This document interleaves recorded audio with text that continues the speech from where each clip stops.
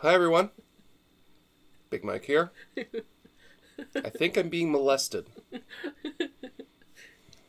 How you doing, Sam? Hi. Are you still sick? Yep. Okay. So, Welcome, everybody, to the sick stream. We are sick. Sick people who are sick. And apparently we're the only ones here today because of the fact that everyone else was kind of busy, also didn't want to come near us. While we were sick. When we were sick. Because we are the sick people. Because we were both sick. Because sick. someone gave us a head cold. Dave. We blame you, Dave. We blame you. We love you, Dave, but we still blame you. Alright, so... I'm getting YouTube up. You're getting YouTube up? I am doing the YouTubes. Ah, it's loud. So we're live now. It is a craft stream. It is also, I guess, a chatting stream. Just a proper... I should tell people on Discord that we're really should. Hello, people. We're professionals, yes. Just doing everyone tweeting the announcements. Because... Oh, who's here? Oh, Guts Kempachi is here on YouTube. Hi, Guts! Been a while, man. I haven't seen you around for a bit. I hope you're doing well. So, I am crafting something today, as opposed to sitting in the back and working on a tabletop game that I actually have been moving forward on. Yes. But we'll get to that in a minute, as Sam is thinking. Hello, Fuzi Takeda! A lot of old fat folks here. It's good to see you all. What the hell happened? What is it? No one showed up and all of the old favorites is like, oh, Mike's alone! Let's go! I'm not alone? Hello? You're always here. But then you're not alone. Well, we're kind of like an extension. Arcana Lim is saying, I say, hey, hello! How are you? Oh, can someone go over to Twitch really quickly? I'm going to put my rings on, even though I'm crafting. Get off my lawn. Oh, whoa! Lord Jesus Christ is now hosting us. Hello. And Jack of Many Names is over there. How you doing, folks? I usually have War Game Group that plays now, but we have the week off. Dark Summer's Wind is saying hello. Hello! This is nice. I missed this. I did. Yeah, there's going to be a lot of that this stream. Going to be so classy and professional. I hope everyone is doing well on this lovely Sunday. I am crafting. And I am sick. Sam is sick. And you are sick. Both of us are sick. I am sick. Been a while. I missed you guys. Missed you too, Dark Summer's Wind. Alright, so... Today... I'm going to tell you a secret, a life hack, if you will, unlike other life hacks, which tell you to cover your knives in paper to separate your butter knives from butter. Oh, Jack of Many Names is hosting us. Thank you, Jack of Many Names. For you see, well, you stuck with us. It's not stuck when I'm with my fans, because you guys are all pretty cool, I would think. And hello, fucking hell, I'm just going to call him Gecky. It's Geek. It's Gecky. It's Gecky from the Discord. Hi, Gecky. So, for some of you who are like me and very cheap / broke, you might notice that board games are expensive. But there is a solution to all your problems. It's a thing called print and play. Now, certain board games, when they're in their promotional phase, keep up something called print and play, which means you can actually print up the resources from the game and play them yourself before you buy them. And there is a board game that I have been subjecting Sam to with non-stop conversation. Oh, Rusty's here. Hello, Rusty. You know, it says you're doing Shadowrun on YouTube. Damn it. You might want to go fix that. I will fix that. She's going to fix that real quick. It's going to be great. It's very... we're both sick. Yeah, we're both sick and recovering. So... I don't want YouTube Studio Beta. You have to go through YouTube Studio Beta to I know, but I don't want it. Oh, you hate it too? I hate it. Yeah. It's bad. It's mean. That's we literally is. can't see what Twitch is saying right now. Hello, Brian. So, going back to what I was saying. Instant transition from YouTube. Hello, Rob Hagen. You made it over here. Okay, so... Thanks for just click skip. Just click skip. Go away. I don't want We should just stream us trying to make this work. No, because then people will see our back end and we don't want that. Live streaming.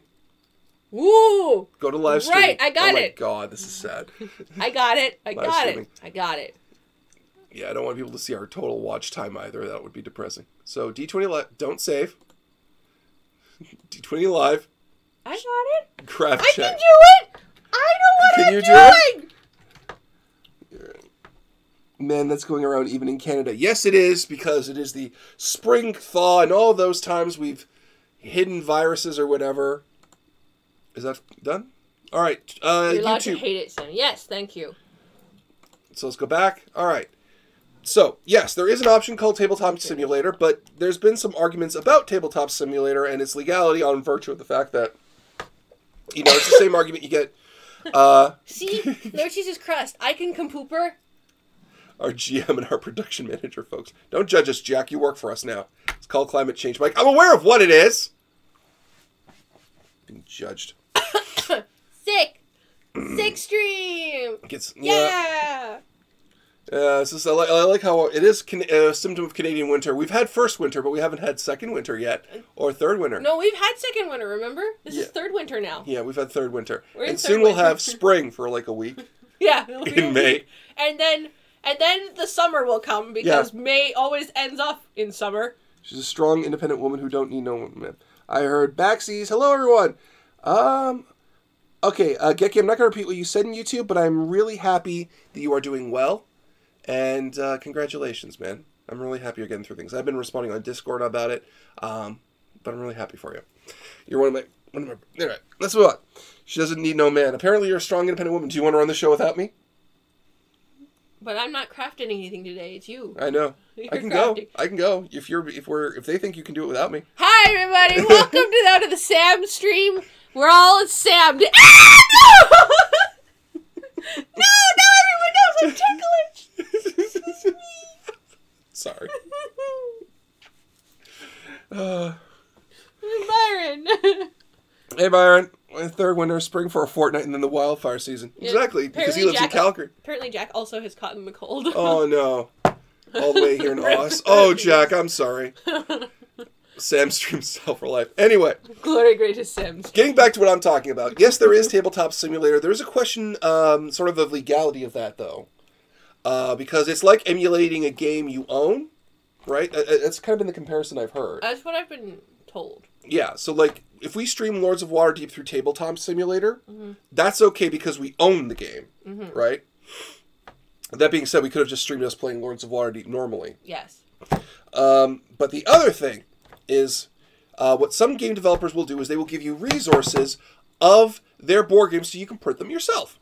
And there is a board game that I've been trying to figure out for literal months, and it's called Root. A game of woodlands, survival, and ecosystems.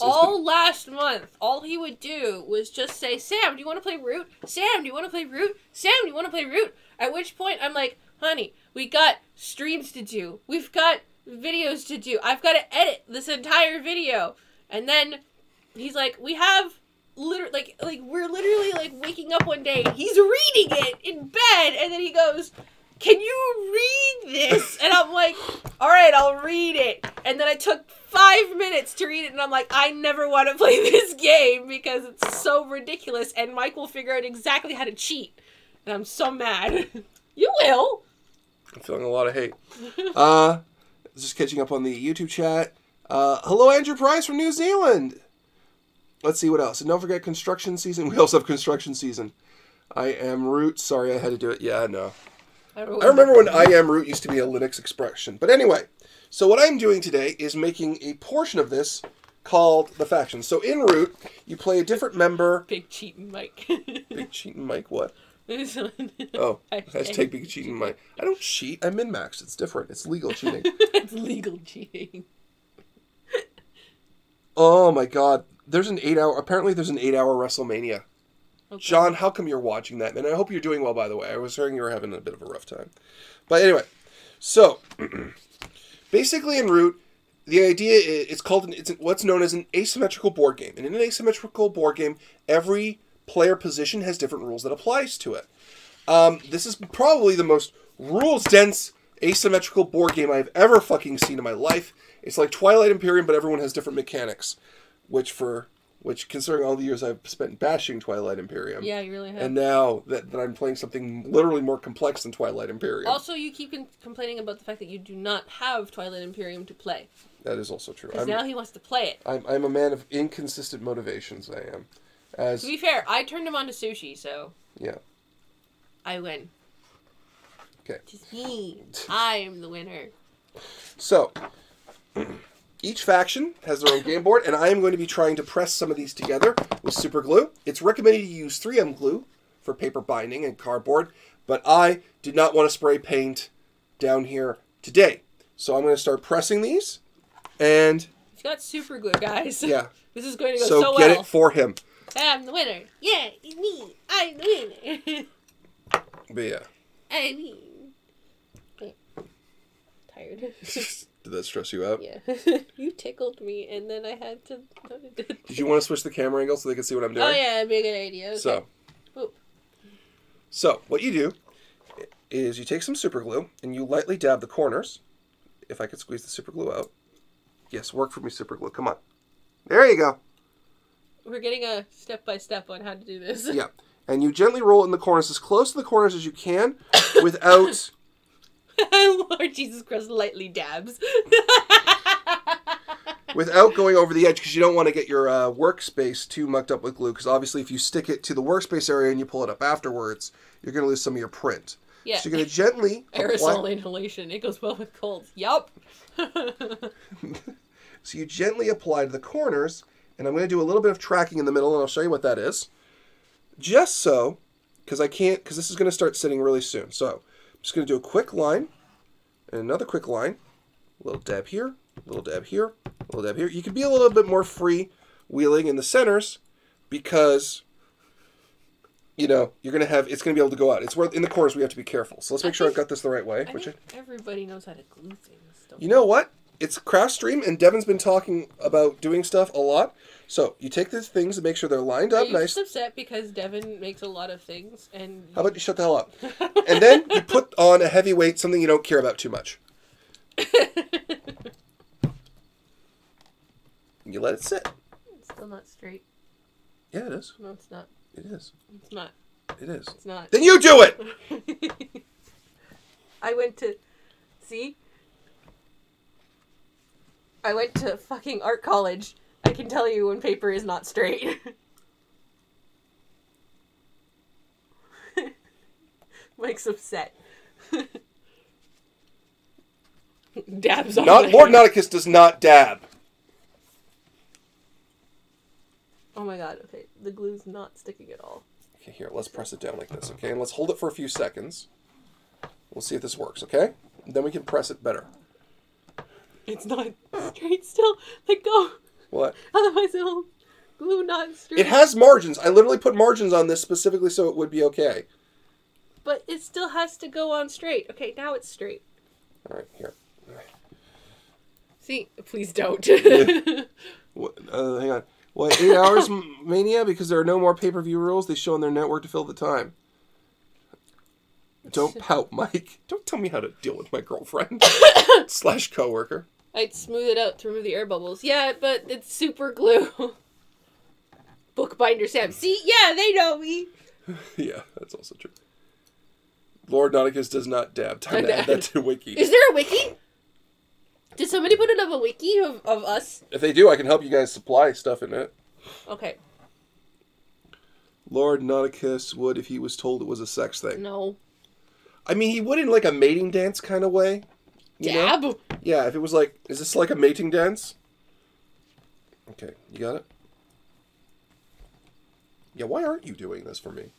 You said you wanted to do it. Well, I wanted to do something, period. There we go. That should do it. I actually don't know. That was just a joke. I hope no one gets. I don't want to make sense of me though. All right, let that sit for a minute. That doesn't include the 2-hour pre-show, which brings the total duration 10.5 hours. Son of a bitch. All right, I'm gonna go back to us because. Yeah. No, there's not a wiki of D20 Live yet. We really should get on that. We on top of the other things we have to get on top of, including the end of the arc. Somebody make us a wiki. I have to make the last time on D20 Live videos. Yeah, we have to do those. I said that I've been trying to do that for a while. There can be given some time. Yeah. I'm gonna go spit out my gum because go ahead. It's no longer minty fresh. Because my project does not take a lot of time. Or also got to do an Evil Incorporated Stream Lore wiki. How long is it going to take you to write a sentence saying Dr. Terawatt yelled at things for an hour? Huh? He has to do an Evil Incorporated stream lore wiki. Oh, I see. That's not going to take half as long as ours. No offense. The next Millennium Spirit is going to dab. That's not true. They have like things. I realize that this is a very compromising position that I'm in. Why aren't you just walking around like a normal human being? Because I can do it! I have reached the floor. I've done it. That was majestic. Yes. Don't use my wastebasket, it's full. Oh. So. Actually, it'll take a while with the community. Oh, fair enough. If I'm quiet in the chat, well, it's because I'm sketching an index card. Cool.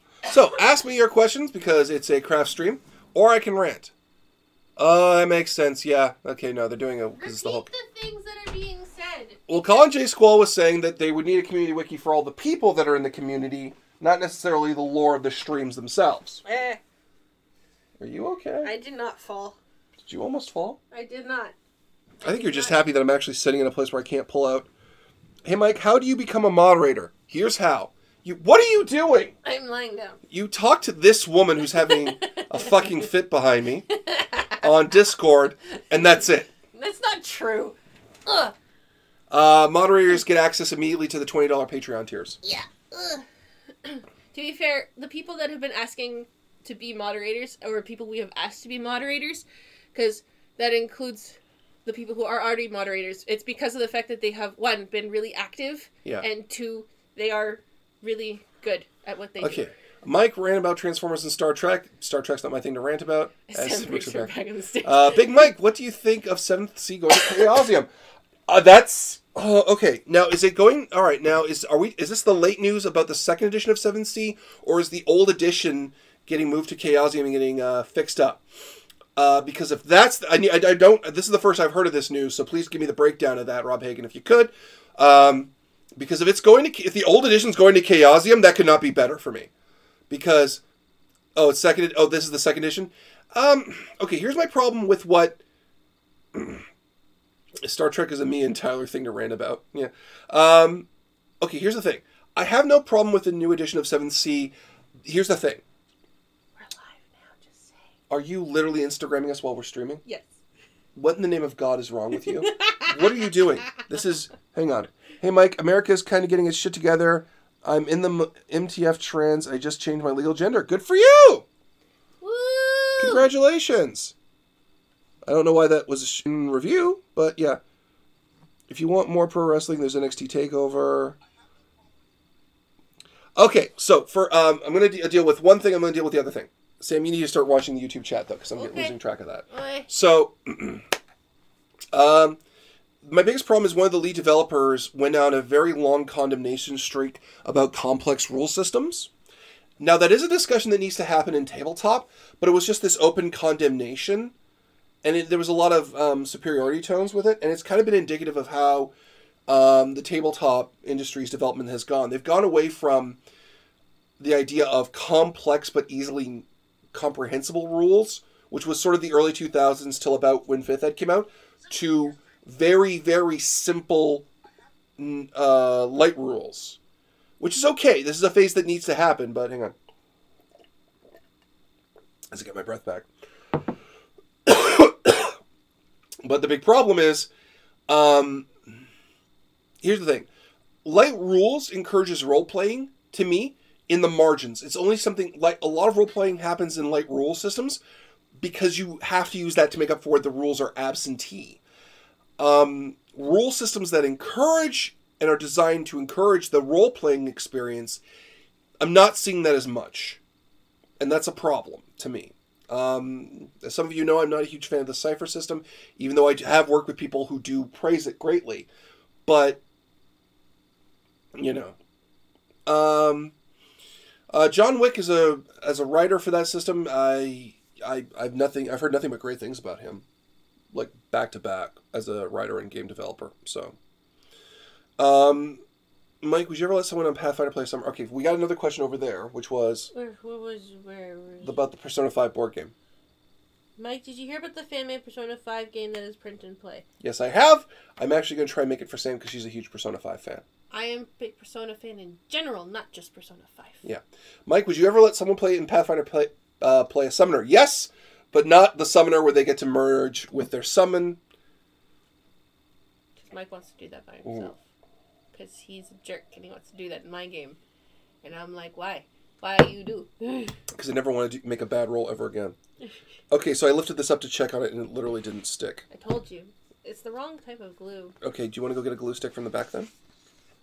Or should I go get a glue stick? You can go get a glue stick, and then I can take control of the street. Alright, I'm going to let this glue dry first, which it pretty much has already. Yeah, it's the wrong kind of glue. Alright, now here's the other thing. Did you want me to cut off the margins? No, we're going to glue it proper first. Well, here's the problem, okay? They're all margined on the same way. Are they all margined the same way? So if I do this, then it's going to be off center. No, it isn't. Look.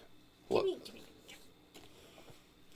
Oh, yeah, by the way, Mike, I recently want a copy of Castle Frankenstein from Art Talsorian Games. Awesome. I'd love to see you guys try it out and would donate to you guys, but in PDF form from Drive-Thru RPG. How would I go about doing that?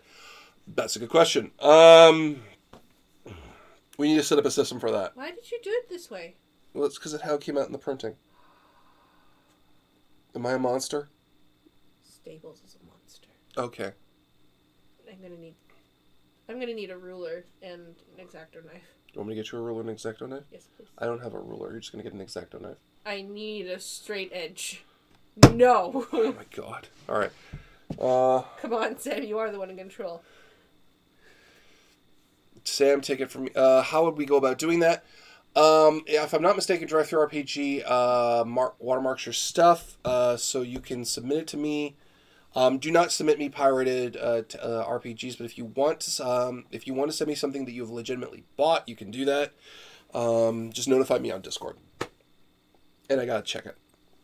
I'm gonna go find X-Acto knife. It's also the same thing if you want me to make you a bookbinding thing. Yeah. Because I will not bookbind a stolen book. Sam, what if I give you a clipboard? How about that? That'll work. All right. So. Because what I do is I do bookbinding things. So I can make books for people. Words. I'm sick. I'm sorry, everybody. I'm crazy. I'm tired now, too. I don't know why we thought it was a good idea to stream. Gonna have an existential crisis right here, right now. We're all sick. Everybody's sick. It's all tired. Just... Anyway... So, yes, what was I saying? Right, not pirated books. So, what I can do is I can bind a book for you in leather if you guys really want that. But you have to pay me for doing that because I need to be paid. You Thank you. You're welcome. X-Acto knife. And a straight edge. Huzzah. So fucking Summons tea for Sam. See, Rob Hagen wants to get me tea. I can get you tea, I'm just bad at making it. Because you microwave the water. That's not wrong. It is wrong! You don't microwave water for tea! Who does that? I do! No! Oh man! This... Ooh. What? It was eating through the paper. Was it? The glue. Oh dear. Yeah.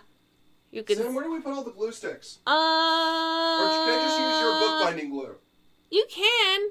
That's also a thing that you can do. Can I just use that? Is that okay? Yeah, it is. Alright. Sam's right about that microwave water is gross. How do you mess up tea? Boil water and tip in microwaves water for tea. Okay, but why though? See? I'm correct! They all agree with me! Because it's a lot of work to put it in the friggin' kettle. Really? It's put water in kettle. Put kettle. It takes too long! It takes the exact same amount of time! How much guts...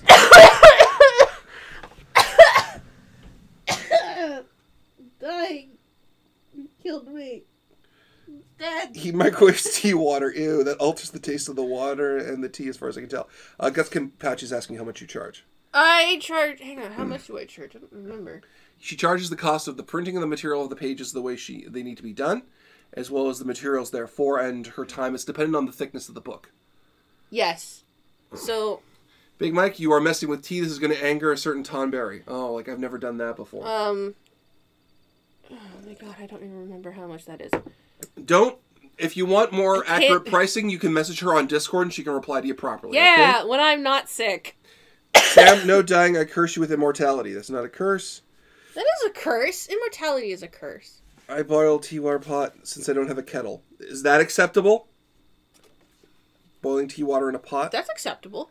Okay, so Guts Kenpachi is going to message you about that. Okay. I don't know what's worse, seeing how long the glue takes to dry, or two of my favorite streamers dying on stream. Why hasn't... It's like putting the milk in before the water in tea. It's not right. See, Jack understands. I don't drink tea anyway. I hate tea. You know that. I know that.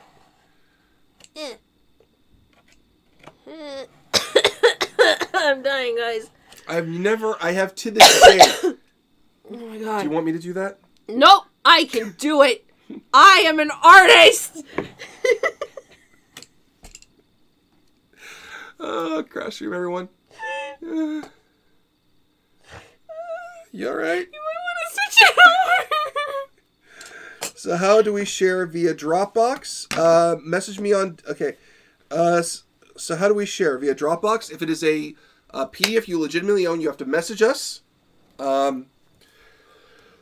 If you want... Okay. If you want us to own this PDF, and you want to just donate to us something you own... yeah. Also, I can screenshot my DriveThruRPG account that can prove I own it legit and include it, so you guys don't have to worry. That's actually a good way. So send us a screenshot of your purchase link, and you can give it to us. We will never distribute it. It'll be kept in storage here at the D20 Live Archives. And if you want to give us a PDF, same thing. Looks over at shelf. Oh shit, I forgot to send you that Robotech book. Oh, Palantir, you didn't have to. Someone was going to send Dave the Robotech model kit, too. And I was going to give that to him. Oh my god. Why am I dying? I think this is how Van Gogh lost an ear. It might be. This is how Sam loses everything else. But yeah, you can share it to us any way you like, just as long as we have verification that you legally own it.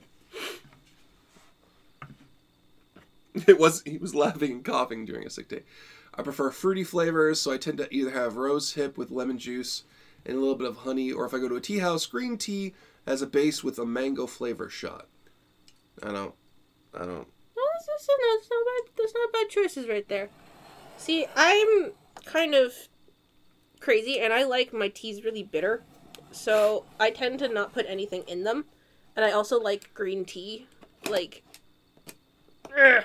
So, Big Mike, are you following the news of the 2 Robotech RPGs dropping later this year? I did. The problem is I don't follow RPG news too religiously, mostly because of the fact that there's a big difference between... Marvel Heroic ruined a lot of shit for me for news, because there's a big difference between a game that does well in the hype, a game that does well on Kickstarter in its first run, and a game that's here 4 years from now. You know? That's always been my thing. Also, we've been busy watching Battlestar Galactica. That's not why I've been busy. I've been busy statting the big bad for the 3rd Death Watch stream. It's why we've been busy on weekends. Yeah. For like the last week. Well, yeah, it's because we didn't have a stream last week and we were relaxed. We just watched a lot of... We finished Season 1 of Battlestar Galactica. And oh man, do these Cylons really not have a plan? I'm so annoyed with everything that's happening with these Cylons. They're like, we have a plan. Really? Do you really have a plan? I can't drink coffee, hate it, love tea, and by that I mean real tea, not that stuff some people in America call tea, which is like I like to call instant diabetes. Okay. Did you hear about the new Warhammer 40k tabletop RPG Wrath and Glory? I did hear about Wrath and Glory. Because I'm so busy playing Death Watch, right? Devin has told me it's pretty good, but again, am I just a cynical old man now when it comes to new games and stuff? Are you old? I'm over 30. Is that old, guys? I don't know. Am I gonna be old? I want you to know. Are we old? I want you to know I really want to push you over, but I'm not. Are we old? It'd be scary, because I still think of myself as the young one in the group. You know you're not, right? I know, Nicole's the youngest. Yeah.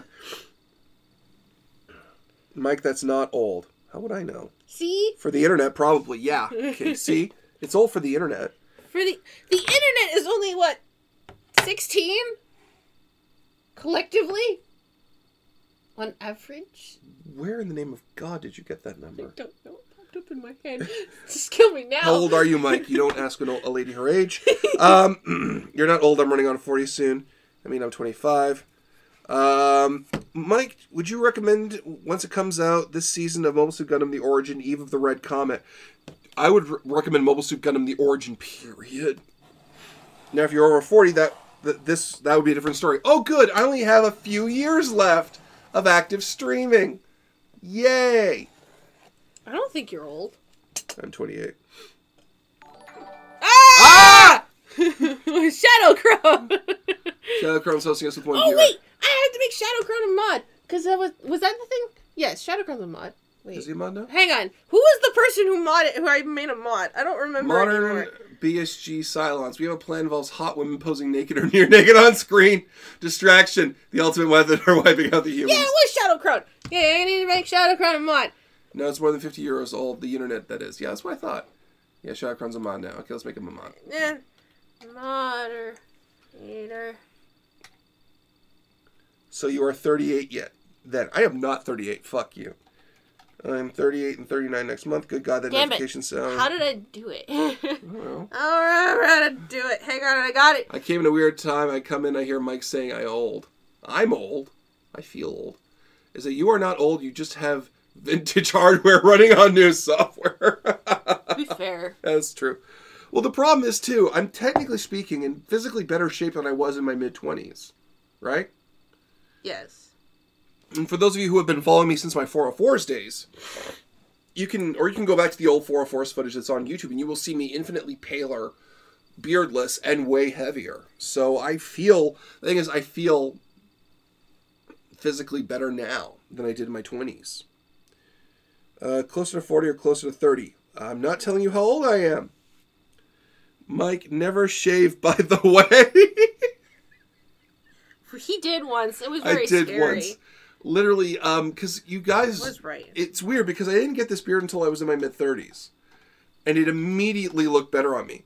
My first time I ever saw Mike was on K12 from Bravo. I figured it out. I know how to do things. Oh my God! This makes me feel better watching this, talking to people. Thank you, Dark Summers Win, for the $2 donation. Oh, this is nice. 35 it is, then. Leave me alone, Rusty! No one will ever guess my age. You literally said you were a year away from being 30. I didn't say that. You said that right now. I said I'm almost old. I feel like you're in a place right now where if I say any word unusually, you will fall over laughing. Sam? Yeah. Pumpernickel. No.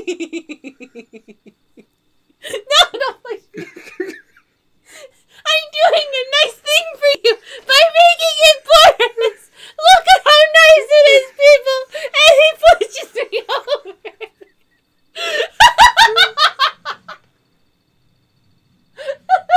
You're right. No.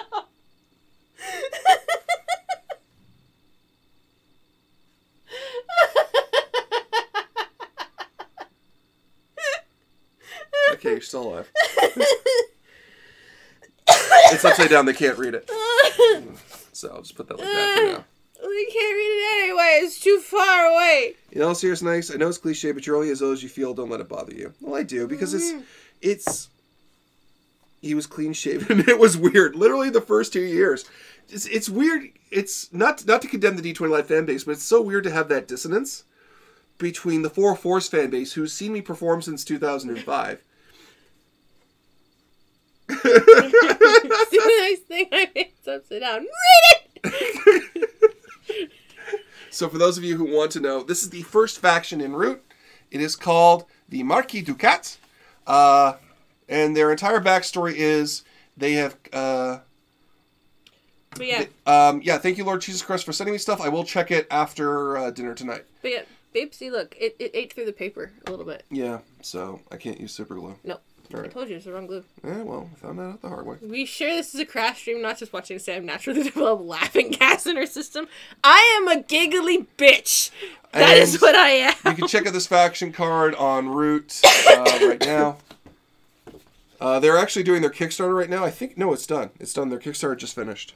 See, we're not endorsed by Root. Yeah. Mike just really wants to fucking play Hush, Mike, I'm older than you. Your beard is now iconic, Mike. Of course, it's weird seeing you without it. No one will ever know. Giggly bitch. That's a new one. I am the giggly bitch. And when I fully wake up to craft a new gauntlet. Thank you, Shadow. By the way, thank you for the gauntlet, Shadow Crown. Okay. I'm sorry I haven't been wearing it that much, but we haven't gotten to that point yet in the story where all the stones are in there. We're getting close. Yeah, how's everyone reacting? How did everyone feel about Fussy Britches, not being in part of this anymore? Well, she's still in it. But she's not. She doesn't have a stone anymore. She's not a contender anymore. Show. Let's show that. You are. They're calling you Glory Greatest Giggly Bitch now. Yeah! That's my new nickname. You fit a lot better in a beard, Mike, and I do apologize, Mike. It doesn't offend me, really. It's just you guys know me, I don't like talking a lot about my personal life on here. Because I've never believed in YouTubers who should ever really divulge so much of their personal life. As is evident by the fact that it took everybody 3 years to know that we were 100% yes, officially dating. Yeah. Also, considering the fact that somebody thought that we were literally siblings. Yeah, that was sad. I found out when I commit to catching up, since the streams tend to be during my 5th ed game. Random stone holders are going to lose them. It's a question of how it's going to end. That's fair. Yeah. It will have movable fingers so you can clench your fist at Arcata. Thank you, Shadow Crown. Those months sometimes feel like eons. Alright, I'm surprised. I thought Fuzzy would have been the last one to ever stone taken. That's very understandable. I'm going to respect that. Well, thank you. Well, yeah, because I've seen... I know there's... Not a kiss will win. Yeah. Anyway, because I've seen a lot of YouTubers, because it's not hard... It's not to shame anyone from there, but we all recall how Channel Awesome... had a lot of people talking about their personal lives, and then when things went bad, you still had that pre-trained response of the traitor got what was coming to them. Okay, you still had that thing of your go-to was to talk about it publicly, and I know we're trying to shatter the stigma of about mental health and keeping quiet about that, but to me that's not talking to you about my personal problems. Isn't shattering stigma mental health. It's as an entertainer, talking with you. That's breaking a business, sort of a business compact of being a source of entertainment rather than just a person. Oh, Channel Awesome. Oh yeah, Channel Awesome. Oh yeah, Channel Awesome. Everyone's like, oh fuck, we brought up the big black sheep of the room. It's like it's like bringing up Spoonie all over again. Yeah. But we keep saying that, but Spoonie is the reason why. We're here. Yep. So Malachus will run until Skeletor catches up. Is that what we're calling a Sararak now? Skeletor! Yeah. You boob! Of course, you furry, you omnisexual boob. I will possess the Infinity Gauntlet. That's actually not bad. That's actually not a bad Skeletor voice. Come, you imposing pussy! I will bring you down and take back my gauntlet. We're not a therapist. Also, we can support you and all, but it's important to get someone you can trust with your issues. Exactly. And if you guys are ever worried about me, I'm fine. I'm actually doing good. You're doing real good. I'm actually doing really good, yeah. We're underrated, but we're doing good. I get frustrated sometimes about how underrated we are, which is probably the thing I get most upset about. It's also the most upsetting to our fans because they're the ones who yell at us about it. They're like, why are you so underrated? We don't know how to market ourselves, that's why. Somebody who knows how to market, please give us tips. Or Thanos. Yes, we shall call him Skeletor. Oh, Thanos Skeletor. If you prefer. If D20 Live gives you laughs and chuckles, that's one thing. Therapy needs to come from a therapist, just like how I need a mental health day that Mike came out for back in October, and I did. In terms of recent Spoonie, let's see here. Also, Mike, I may or not have something else added when I send the Infinity Gauntlet, and the skills will be more 3D. Awesome. And Rob Haig is saying, we are awesome. You went old school, Mike. Very old school. Everything about me is old school. I literally ran a Dark Sun game, and now I'm running a First Ed Ravenloft game in Pathfinder. I need you to work. Every time a new system comes out, I fucking compare it against every other RPG that's come out. It's why I'm hard on narrative games, because I'm like, I see all these RPG games that are focused on narrative, and I'm like, did Fiasco just stop happening? Try finding someone making an animatic or some D20 live moments that get some more people coming in. I wouldn't even know where to find someone who makes animatics. We have one person, but she's always busy because she's an actual animator and is in the actual animation business, and she's my best friend. Yeah. So that doesn't really count. It doesn't, like, she keeps saying, like, oh yeah, I totally want to do it, and I'm like, that's cool and all, but I know that you also work for a living in animation, and you're constantly in demand. Yeah. She's really good, which really is, like... We should just get fucking college interns. That reminds me, I need to make an Inquisitor for my Pathfinder game. We have no magic user in our group, and somehow we are still alive. Wow. I know, I love the tribe. The tribe's coming back, by the way. The tribe will return! Yeah. Speaking of Fiasco, did anyone else here listen to the Giant Bombcast Fiasco game? I remember being really funny. I did not. You guys ever heard of Unknown Armies? I've heard of it. I have not played it. Okay, we can switch over now. All right. Oh, back? Yes. Okay, what do I do? Number 1.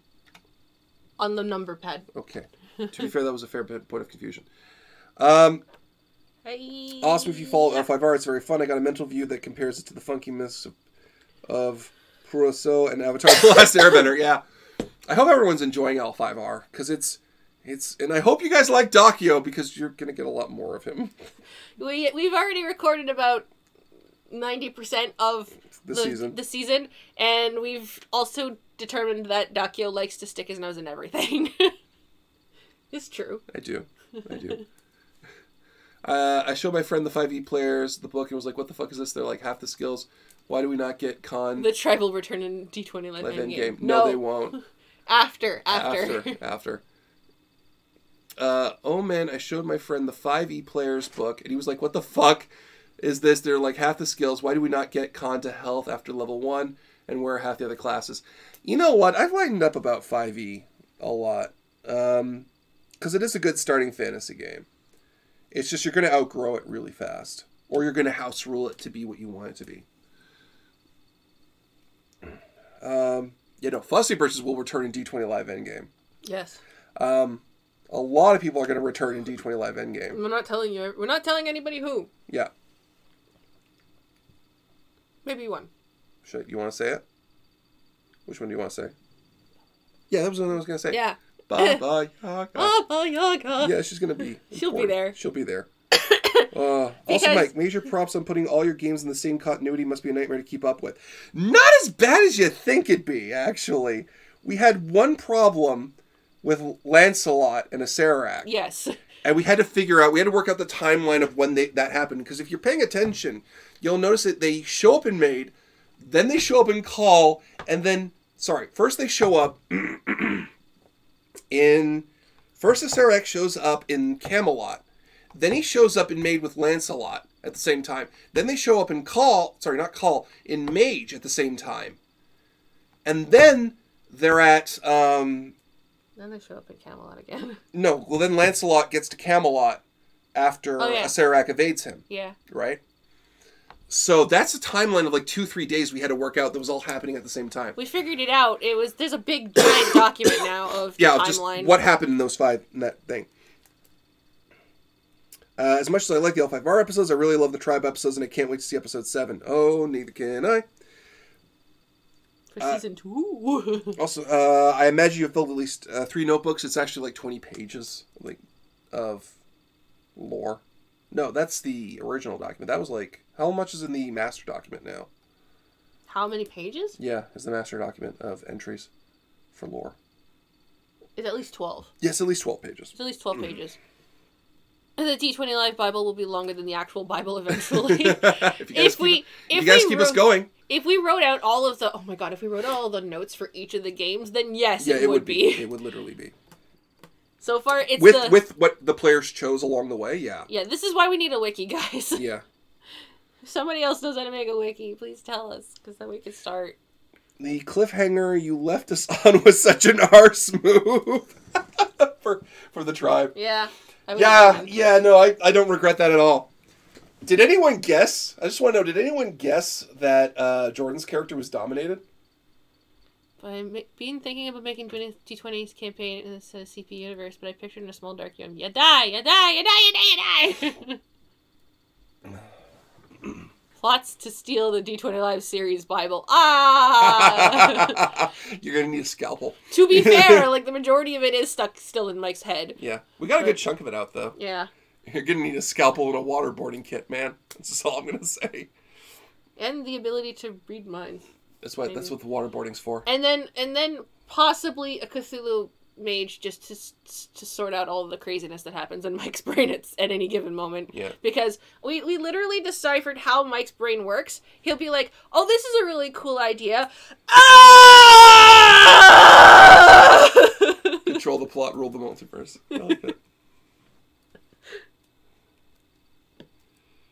I had a feeling something funky was going to happen when we failed a roll after a single word was uttered by that guy. Yeah. I can't wait till the notes come out for that and people are like, oh, wow, you took from all the different places in Ravenloft that I took sources from. And a vinegar bath with all the cuts. Takes me back. To make that reference. Oh, my God. So, questions. Did it work? I think it worked. Good job, Sam. You're welcome. Did you want to do the next one? Yes. Because you don't want me to do it anymore? So, show them your work. Here, I'll put you to camera too. It's still kind of, hang on, it's still kind of Did you want to let it sit for a little longer? And I want to still put it underneath like a thing because it's still, I should have smoothed it out first before doing this because then it wouldn't have been this way. It's alright. But yeah, no, so it's now a card. Down. Upside down, babe. It is a card now. It's wet because you can tell differently where I put the glue, but yeah. We don't have other things to weigh them down with. We do. We have the Star Wars book that we're never using. I kind of like that book. The other one. I kind of like that book. Oh, the beta book. Yeah. The one we're never going to use again. Oh, yeah. So Firefly's going to keep that one smooth. How do you spell that word Scott keeps calling Strahd? Yeah, Scott. Scott's literally in the chat right now saying Ponce. Ponce. Hey, Scott. Hi, Scott. How you doing, buddy? This was going to be a craft check where I was going to do things, but Sam has determined that I don't do things right. First off, he doesn't have a ruler, which is sad, because everyone should have a ruler of some kind. Everyone needs a ruler. You went deep on Ravenloft, considering that there are 4 versions of the original module. Yeah, but there's certain... And I changed shit, too, which was surprising, because one of the big complaints I saw about Ravenloft, because like, there's a school of thought that says Ravenloft ruined tabletop because it's a much more roleplay heavy game. Sorry, a more roleplay heavy module, and it doesn't have a lot of options for evil characters. Is that symbolism Nathan Fillion's ego is needed to help set the card? Symbolism. And to answer that thing, I realized with characters coming from Dark Sun, Strahd would just make a deal with them. Yeah, welcome TBO7. Mike doesn't have a ruler. Even I have 3 rulers. I haven't done anything much with it since high school, but I have them. I have like 14 rulers at my place, and I don't even do traditional art anymore. I only use it for... It's literally a piece of metal now. Because my grandfather... Why don't you bring one here? Because I need them. Why don't you buy me a ruler then? Because you can. But I don't know what ruler to get. You go to the dollar store and grab a big metal one. It's just... No. See? I call BS. Ravenloft is one of the best things ever for D&D games in general. I agree. I love Ravenloft. But there is a legitimate complaint... that there isn't really an option to be an evil character in there, as is described in the original module. It's a hybrid dungeon crawler / you're gonna do the right thing. You're never gonna join Strahd as the original module. Not as how Ravenloft, the setting, presents it, because the whole point of Ravenloft, the setting, is turning you evil and to the point where you get a deal. But I wanted to try and answer that complaint by showing how you could modify that. My one friend will never run or participate in Ravenloft because reasons. I have no issue with it, as I know many others will. I'm right now trying to find a cloud card set for Card Captor Sakura so I can use them for my horror game for my fortune teller scene. Nice. Unless I can get a tarot card deck and shrink it down. Since I have like 10 card readings written up and each character gets a card that augments the dungeon and our bosses. Nice. I didn't simply bless the cards for tarot. Huh? Mike, all rulers are basically the same, and on the plus side, they make a great makeshift weapon. And Scott says he is taking a day home to clean. Thought he might check the stream. What's up? What? In the name of God, what? Well, she's gone now. You guys should see what Mike did for me. Oh my God. I can't. So, he did this for my birthday, where he made... I can't switch the camera angle, Sam. Why not? Oh, you did it already. I did it. Never mind. So what he did... Sam noises. So what he did... Switch it over again. What he did was that he made a tarot set for me. You had to help me. What stuff? He made a tarot set for me for the Persona cards. They have it for both sides. It's blue and red. For the... See? It's so cool.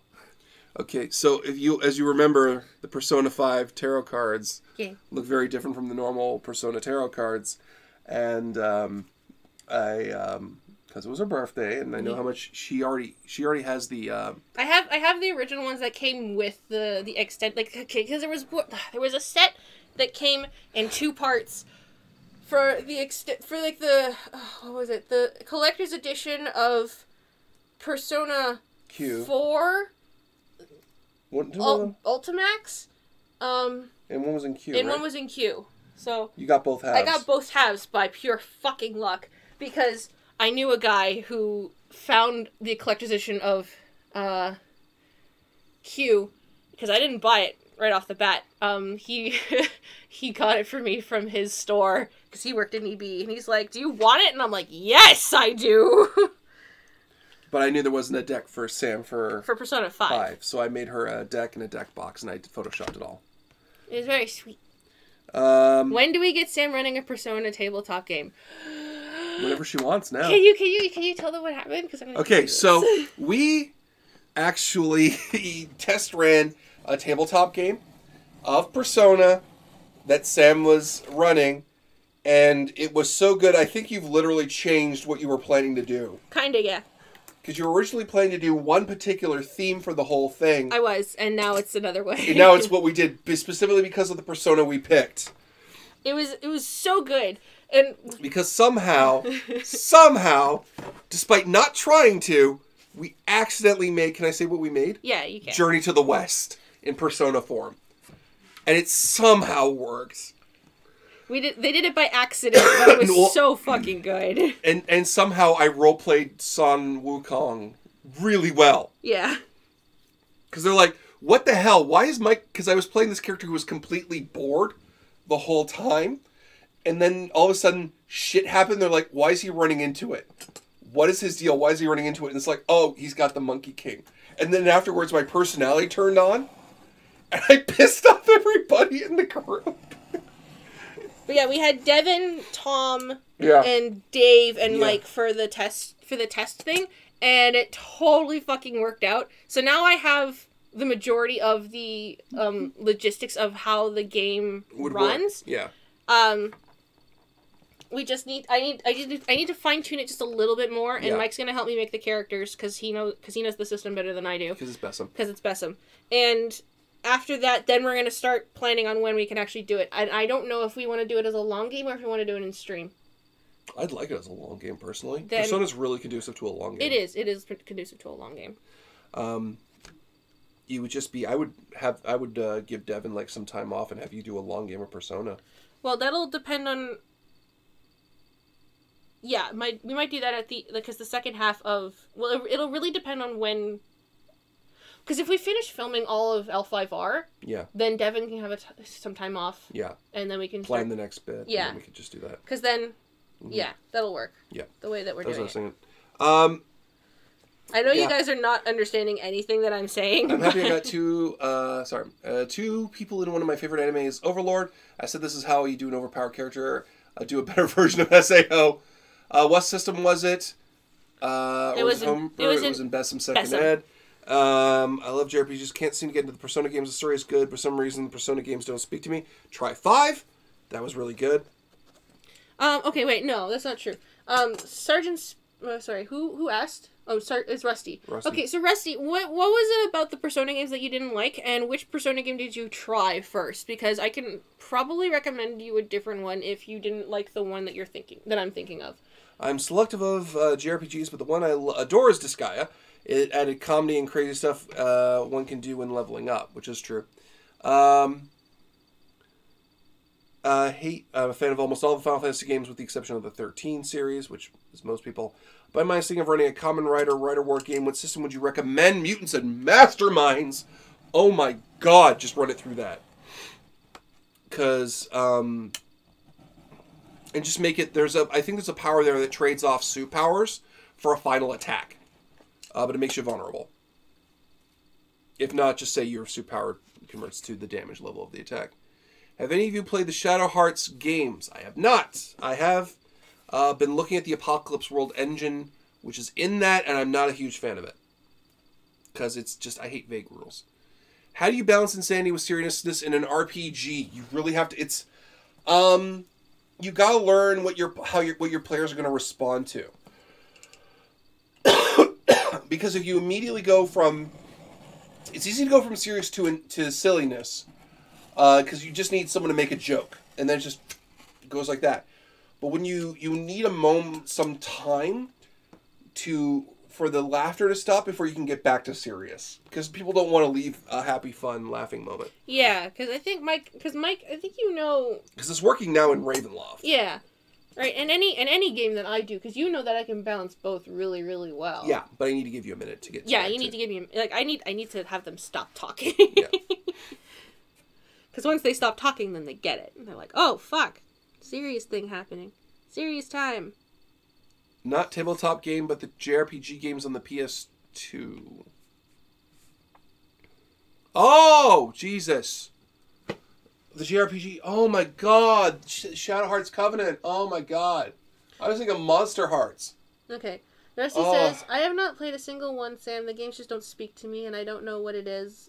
It's like, I know they're good and brilliant, but it's like missing something and I don't know what. Okay, then I recommend actually playing, if you're kind of missing something from the game, then I would actually recommend playing Nocturne instead. I know, the reason why is because Nocturne has a very much more serious tone than Persona, and it is a really good game. It's a really long slog, and the difficulty curve is really hard. Mm-hmm. But it is more than just the Persona games at that point. But yeah, that's my recommendation. And oh my gosh, Shadow Hearts. There's a name I've not heard in a long time. I remember people raving about that. It was as big as Persona was in its time, but they never went back to it. Because it's an alternate history JRPG. Oh, I see. It's like Valkyrie Chronicles. Kind of, but like based on real history. Like it's Rusty says I will try number 5. 5 is a good one to start with, not gonna lie.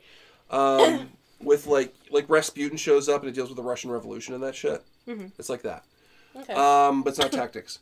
How far is too far in an RPG? That is entirely dependent on your players. If you have a player that's going really quiet when you bring up something. But yeah, there's things you just don't do. You can talk about like certain things and say they exist, but you don't subject your players to them, ever. Yeah, like, okay, for an example, right, like how we talk about sexual assault in Dark Sun. Yeah. It's like, we all know it happens in Athos.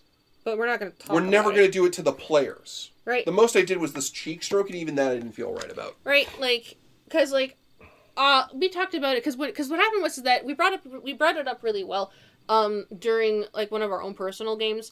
The guy said, Sam, what are you comfortable with doing? And I said, everything except sexual assault. And they're like, okay. And they were like, are you sure 100% you're okay with everything else? And I'm like, yes, I can do murder, I can do everything else, just not sexual assault. Or child things. Yeah. Like, no child things. Which was something we weren't doing anyway. Right, which was something that the guys weren't going to do anyway. But like, apart from jokingly punting a small child. Yeah, but it was that's funny. It was like, it's a small child. Kick it! Right? It's just, that's a joke, right? That's not we're going to actually kick the child. No, it's we're afraid that this is a small child who's actually a demon kind of thing. Right? But it's one of those, you have to have that conversation with everybody, so everybody now knows, like, no, we're not going to do that around Sam, right? But it's just, like, because I remember not having that kind of conversation with a different GM, and then it really got really stupid.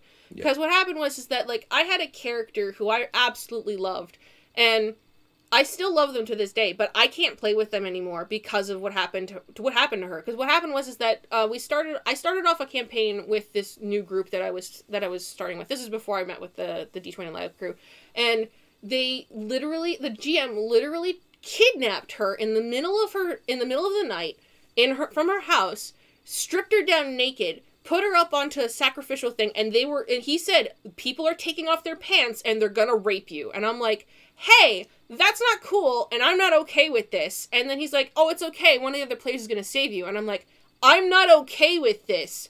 I need this to stop now. You don't understand. Because he's like, oh yeah, the guy's coming up closer and closer. And I'm like, no, this isn't cool. Yeah. So, it's one of those things where you're like, yep, nope, we're not cool. And I'm not saying this to defend it. I get the attraction of wanting to go as far as you can to evoke that deep emotion, but it's just when you're not cool with it, it's just not cool. You really need to have trust. Yeah. So, fuck that GM. Fuck him. Well, no, I didn't want to. That was the thing. Yeah. Yep, there are 3 games. The third was not so good, being in the 1920s America. Also, Mike, I'm trying to figure out how to pull this off in Pathfinder. Cannot find a way to wield a two-handed weapon in there unless I import a 2.5 feet. Unless I work with the DM and have Mithril Bastard Sword in each hand to negate the penalties. Shadowcrone, it's not going to happen. You need another arms. You literally need extra arms grafted onto you to make that happen. Because I was looking that up, if there was a way to two-handed weapons. Unless what you're doing is you're making yourself physically larger to offset those penalties. Like, you make yourself large size, and then they are basically the same, because they'll still do the same damage. You'll just be bigger. But at that point, you're better off just being a large-sized creature with 2 light weapons. It's just... The system is very, very diligent about that. Ugh. But yeah, no. Yeah, that's a big... It's like... I'm answering a logistics question. Because, yeah, Shadowcrone, I was trying to figure out the same thing myself, and there isn't really a good way to do it.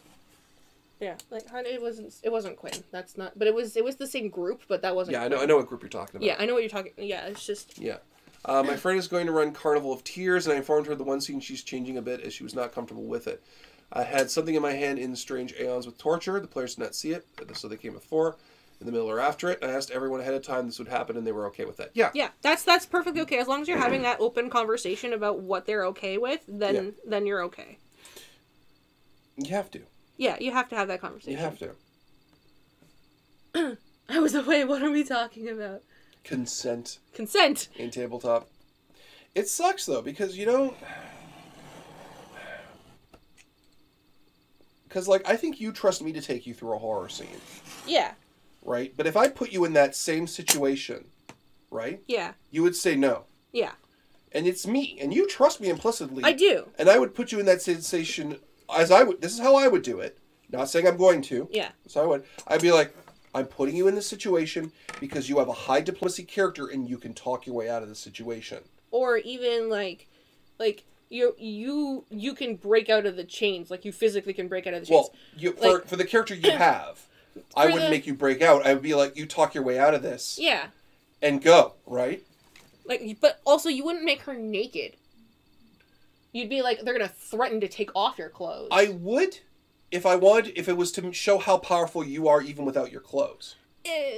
No? I'm not comfortable with the naked. Then I wouldn't do it, right? I would strip you of your gear, though. That's fair. Yeah. Stripping me of gear is fair. Mm-hmm. Stripping me of clothes is not. Like, even if I'm in my underwear, it's fine, right? Well, there's no point in putting you in just your underwear. Well, yeah. Why? I don't know. Video game logic. I don't know. You know how in Dragon Age they're like, they're having sex, but they're having their underwear on, and you're like, are you really having sex then? Yeah, my friend. Tell her it's about as messed up as us. Yeah. It just occurred to me how insane my home group is. Well, Jack, if your home group is okay with that, go the full 9. Wait, so the GM just sprung that scene on you out of the blue? What an asshole. Yeah, that was literally the first session I had with him. Dark Summers went, I just noticed the Persona 5 cards. Yeah. We had them on display for a bit. No, he disappeared for a while. Oh, yeah. Strangle them in space with a bra. Yes! Yeah. I can only imagine the conversations you guys get up to off stream. Yeah. Yeah. Those are special. Yeah. To be fair, more of our home games that we have are way bad. They're way tamer. They're tame. It's just there's dirtier and more offensive jokes in there. Is that fan-made Persona 5 cards? Yeah. It's not a card game, it's tarot cards. Hang on. I'm going to open it up for Dark Summer's Wind. Yeah. So they're actual tarot cards meant to read as tarot cards. And there's 2 different sets because Mike was very, very sweet. Because there's the blue set and the red set from the game. Yeah. Spoiler. In my first ever D&D 5e game, we had a player that could not show up anymore after that game because of work. We played it off as him getting captured by the goblin and is now the queen's favorite. Okay. Soon favorite will burn. Soon. We're okay with going to dark places. I'm more concerned that's what it says about us as people. It just means you can handle it, man. Yeah. It's neither good nor bad that you can go to darker subject matter with your games. It just means your group can handle it. Yeah, it's just, I have my own personal hang-ups about that. Yeah. That's really all it is. So, Oh, making yourself larger to wield 2-handed swords would still impose a -4 to you because you're using weapons of which are improperly set. That is true, Scott. Yeah, no.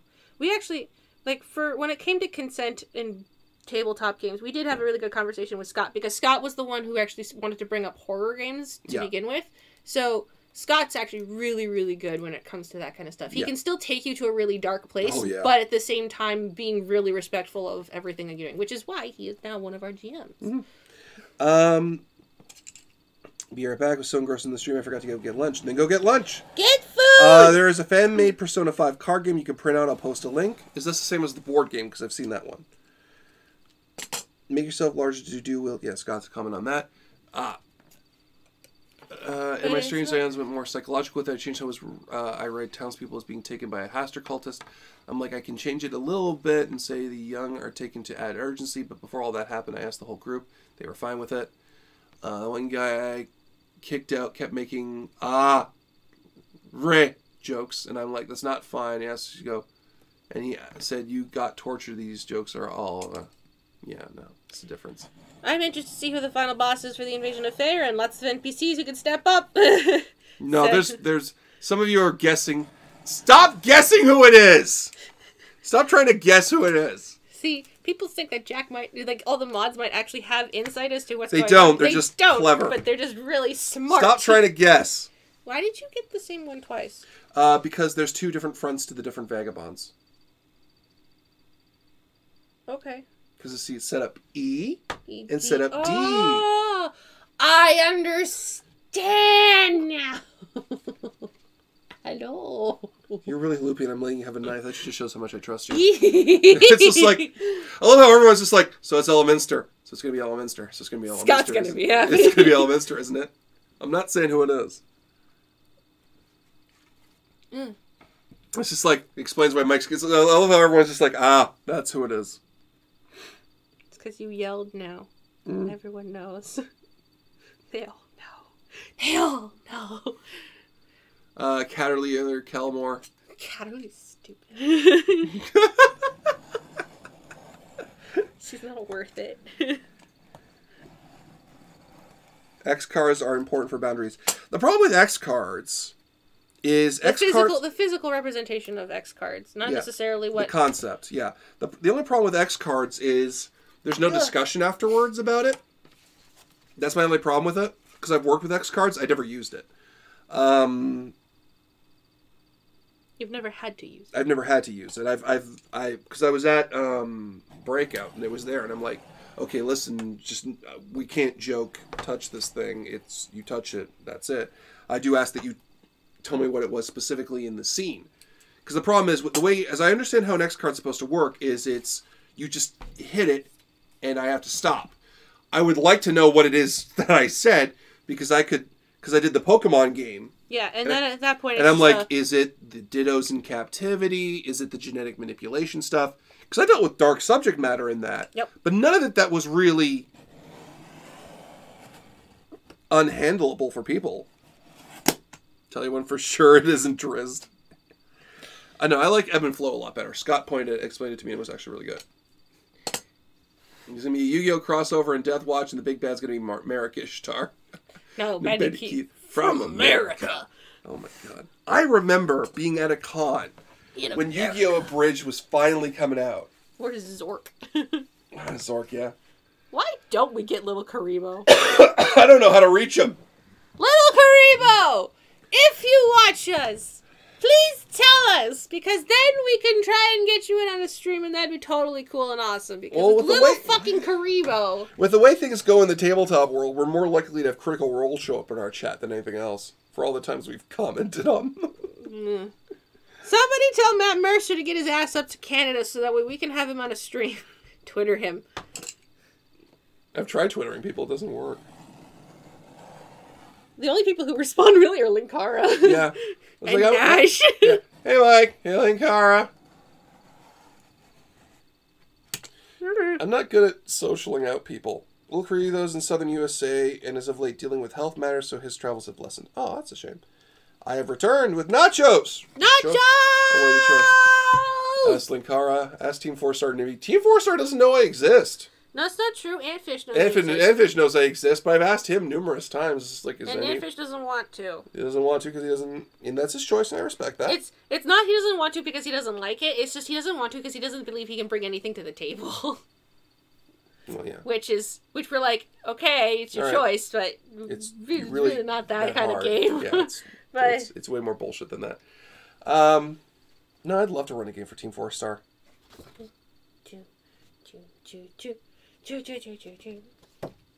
want to do that again? A shoe. May I ask what you're doing? I'm casting.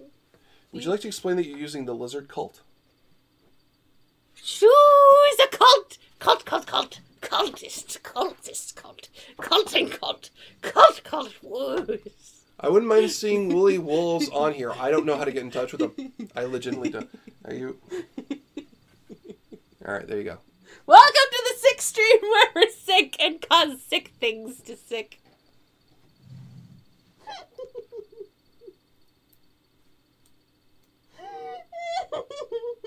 You doing okay, champ?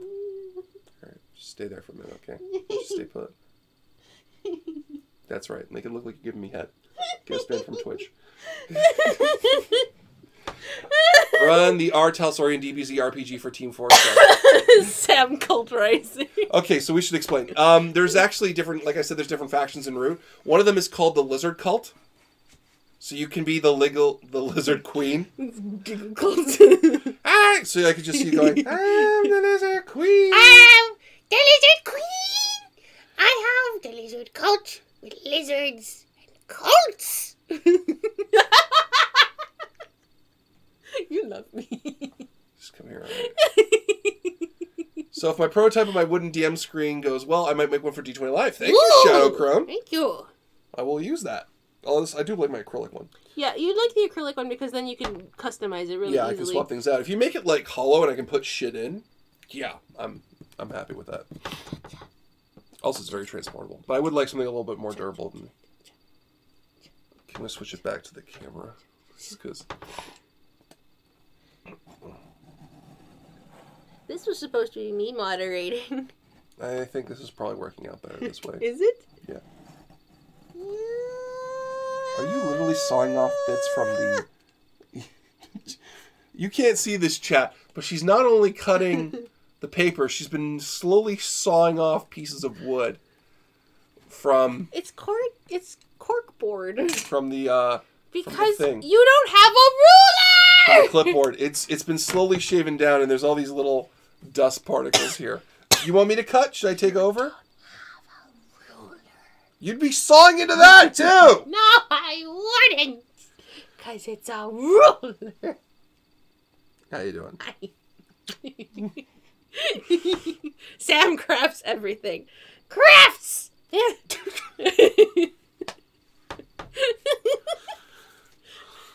I went to art school, guys! You did.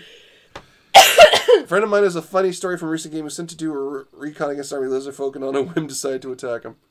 Do they become their god? I am the god! Scott, I was saying, you tell me about cut and break, Scott, and that's, I do like that a lot better. I am the lizard queen. Is that your thing now? You're going to just rule the cult? The lizard queen! I figured Sam was going to whittle something down as before she put the cutting board down, she was slicing into the table. No, this has always been here. Yeah. Occurred while summoning a lightning bolt and fried 49 folk from an invading army of 50. Well, that's just a selective thing. See. Hashtag degree in giggling. Green giggling. His degrees in giggling. Art giggling. Craft giggling. I don't know why you let me on the street. I need someone to talk to. I love how no one's asked questions about the board game that we're crafting for. No, because it's obviously a real board game that we have nothing to do with. And they're just waiting for us to actually finish doing everything else. Oh, yeah!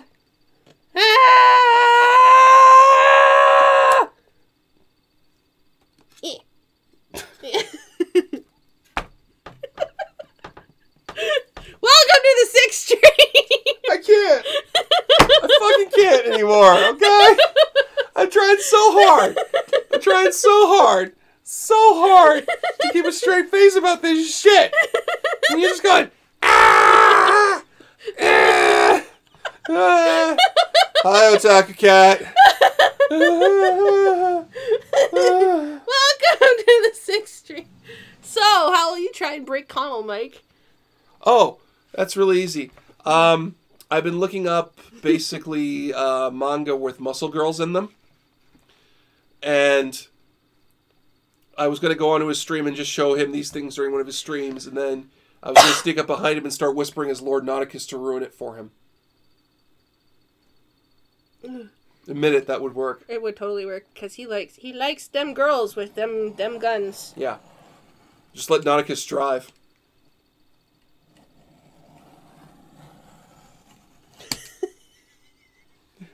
They're telling you to take the knife away from me. It's fine. What's wrong with you? Cut! Cut! In Death Watch? No. Not in Death Watch. Although the Sisters of Battle are there, and they are swole. I know where I'm... I was going to do this in real life during one of his streams. Or I'm going to do it to him for sure, is in another game that we'll have him down for.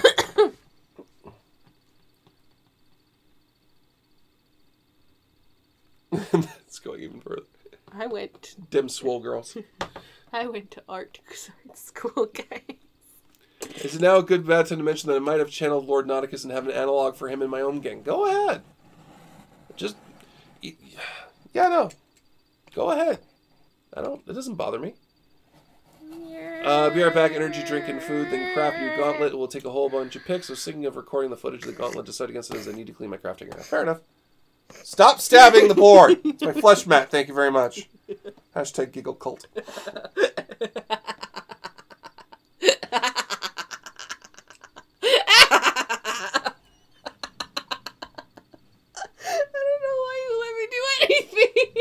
I'm a monster! I went to art school.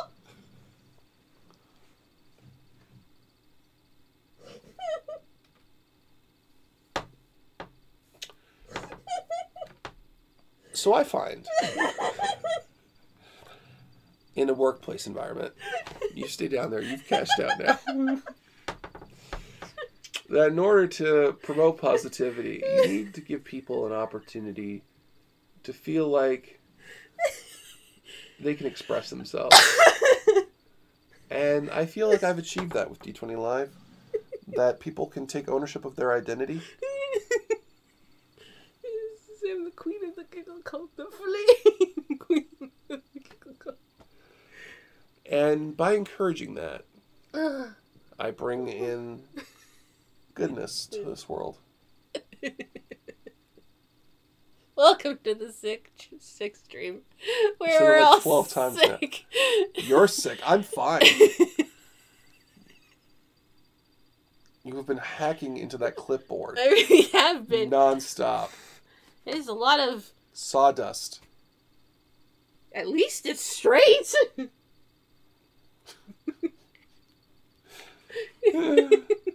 Giggle Cult's Queen Art when. Thus far, the players both love and hate the analog and have contemplated whether they could kill him before he seduces them. Mike, you might laugh at an NPC I brought back in Luchador Monk type character that has a Hulk Hogan mechanic as fishy moves the Liger Bomb. I like that. Anyway. The best part of the story is that said Lizardman is now controlled by a new player and had to resist the urge to kill my buddy character while mumbling 49. He's now part of the party. Okay, Sam, I finally found a place that makes Mapo tofu. This is Mythic. Hi, Mythic! Hi, Mythic! Unfortunately, the tofu was way overcooked and there was little meat. Aww. We will soon need one of those experiencing technical difficulty banners soon. The Otaku Cat. It's a madhouse. Well, now that the Giggle Cult is a thing, should it be Glory Greatest Giggle Cult? Yes. Glory. His name is El Lion from Taldor, which is my friend's basically Taldor. It's basically Spain. Hola. Hola. Oh. I guess it is the Glory Greatest Giggle Cult. Glory Greatest Giggle Cult. Tis I, Glory Greatest Customs Agent, who will now tell you whether or not you can get into the Giggle Cult. No, you not giggle enough. Get out of my life. There. We can't all handle breathing. No. I can't breathe. Alright. I am sick. So how many tiles does Sam have now? That's a good question. That's a good question. How many did I do? I don't know. Is the other one dry yet? Who knows? It's underneath Firefly. But I'll never find out. Burying it underneath other things. Sam's currently working on the mechanical marquee, which is an option for an autopilot character within this game. Just gonna put that out there. Are we sure Jokercast isn't involved? Glory Greatest Giggle Queen. Sam, you worry me sometimes. Glory Greatest Giggle Agent / Fame Queen. Laughter is the best medicine, they say. Would you like a glass of water? Yes, please. I don't want you. I'm not going to give it to you because I don't want you to choke to death while laughing. I won't laugh while drinking. I don't have a drinking problem. You have the drinking problem. It's the drink. The amount of swaying you did while saying that sentence concerns me on multiple levels. I'm not drunk, guys. I'm just sick. Mike, Sam, what is a character and or class you've yet to play in a game that you really want to? Quinn! I want to play Quinn! You play Quinn. On a stream. You play Quinn. When? In our normal games. In a stream. Okay. I want to do it in a stream, because Quinn is... I love Quinn. Are you okay? No! I'd like to play a synthesis summoner, and I would roleplay it as a certain common rider that rode on a time-traveling train.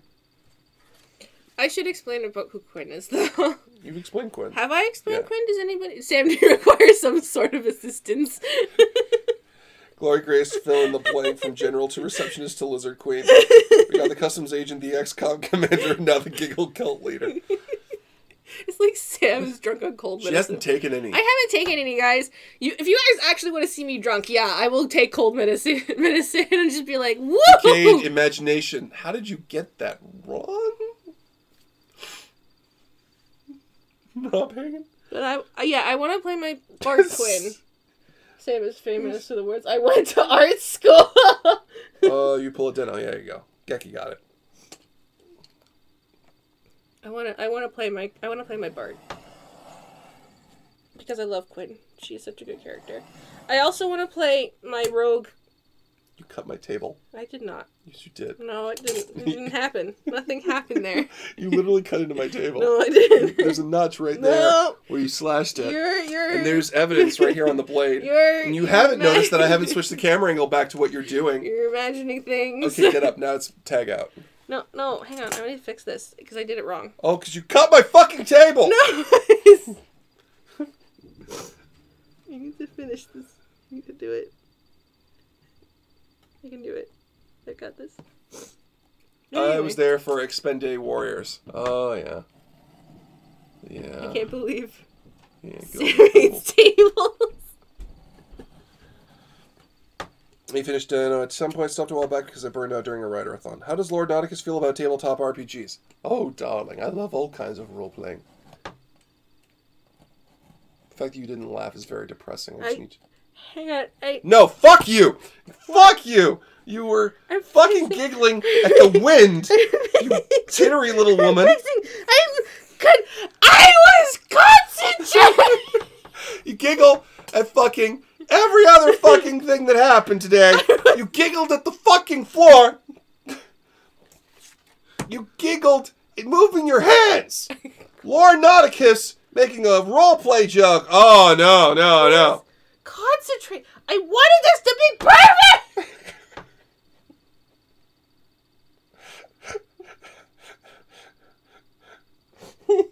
Mommy, Daddy, don't fight.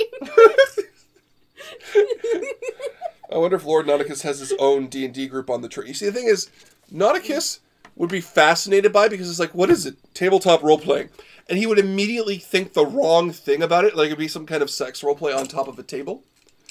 And then once he got there, he'd be like, okay, and it would be maths, and he's openly not good with math in any capacity, because, you know, that's what Methuselah's good at. And then he'd get into it with the role-playing, like, very quickly. So no, he's not like a game master. We should start getting word in Sam so she'll float up to the ceiling. Barda starts a giggle called... I actually could. I'm pretty sure Quinn could. You could. I'm going to clip that. I wonder if Nauticus is in this, or they're just playing through his memories. How does Lord Nauticus feel about the 6th Sam? He's worried. Everyone's If Lord Nauticus had to assemble a Sentai team, what would their theme be? Danger, danger, hot voltage. Danger. No. Oh, fuck. It has to be like a Rocky Horror Picture song. Sweet Transvestite? What? What would be their theme? Their theme? Oh, wait, you know, their theme. Be trains. Just trains in bondage gear. I'm glad that everyone misses Lord Nauticus. He'll be back. Yeah, no, I'm just glad that everyone misses him. Hoppa. Does Lord Nauticus enjoy bubble baths with a rubber ducky? Of course I do. I'm not a monster. Everyone likes a bubble bath with a rubber ducky. It makes a squeak noise. Okay, maybe I'm going to take a break. You make a squeak noise. Go on. No! Close enough. Poking me. I am the 6th Sam. I am the 6th. I made a cult. Is giggly. And now I'm tired. Trains and leather gimp suits all mine. You okay? He stands dead or just really injured. You decide!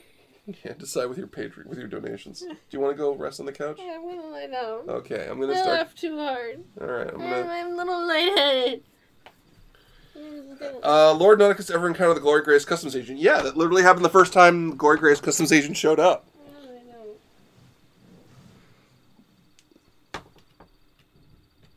You're right there, champ. Okay. Alright. Lord Nauticus, why did you change your name from Adam? I'm not answering that question. Adam, the 6th train owner, is not exactly the greatest way of It's not exactly a sales pitch, folks. Okay, I'm going to make this left-handed, okay? Just because I am left-handed. Sam, you have to moderate now. Do I? Yes, you do. Okay, hang on. I got it.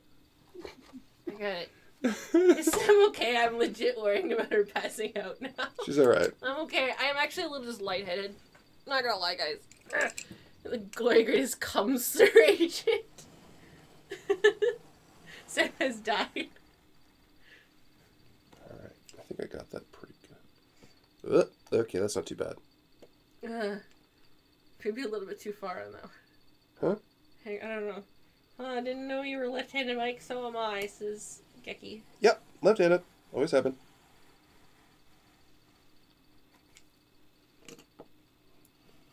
We bring you now to the D20 Live Crafting ASMR. Isn't this great? Rusty's like, he's fine and dandy. Well, I did this poorly. See, this is why I went to art school. Oh, I was going to piss you off when you see how I did this. Did you do it wrong? I may have. You want to see how bad? How bad? Oh my god. Guys, you want to see how bad my cutting is? So funny.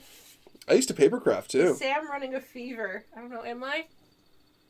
No, you're fine. I'm okay, guys. She's just really loopy. Which has been weird, because like all weekend she's been incredibly lucid. So I don't know what's going on here. I don't know either. I'm lying down. I'm lightheaded.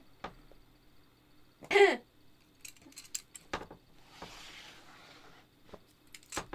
we go. Ugh. You alright, babe? Yeah. I laughed too hard. I love you. I laughed too hard, guys. The sinister hand of Big Mike. Okay, don't... What? Also, Scott said, dude, time warp. Okay, TB07 says, have Lord Nauticus put in the clear couch yet? Or, if so, have anyone sat on it yet? It's going to get installed soon. Oh my god. No, okay, I need to get up and do this. No, you can't do this! I went to art school! What's up? Oh, no wonder. There's a notch in the blade. No wonder I'm screwing up. See? Okay. What are you doing? Are you taking over again? Yes. Why?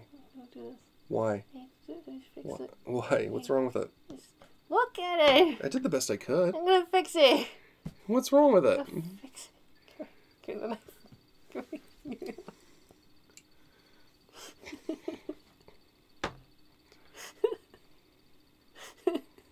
Why are we allowed to stream?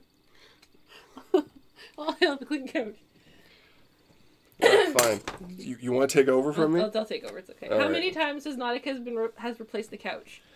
Technically speaking, Nauticus has never replaced the couch because it's never been installed in this current timeline. As some of you know, Lord Nauticus remembers every version of himself that has ever existed. So the first version, which was installed in Terrible Warriors, yes, this version of Nauticus remembers that. And when the world was remade, when the D20 Live Multiverse was forged, he remembers coming from Terrible Warriors and being preserved. So technically speaking, twice. Although in this time, as far as historically has been considered, this is the first. Okay, here you go. But yes, I changed my name from Adam because it doesn't sell well. It's not Adam's Sex Train. Why did you do? Oh, would you just lighten the fuck up?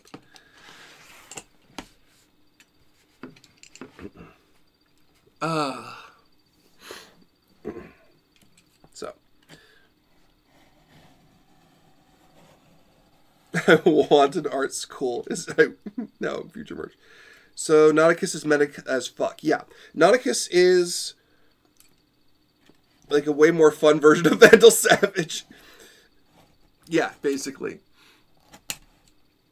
The idea is it better now? Better. Okay. Perfect. You feel better?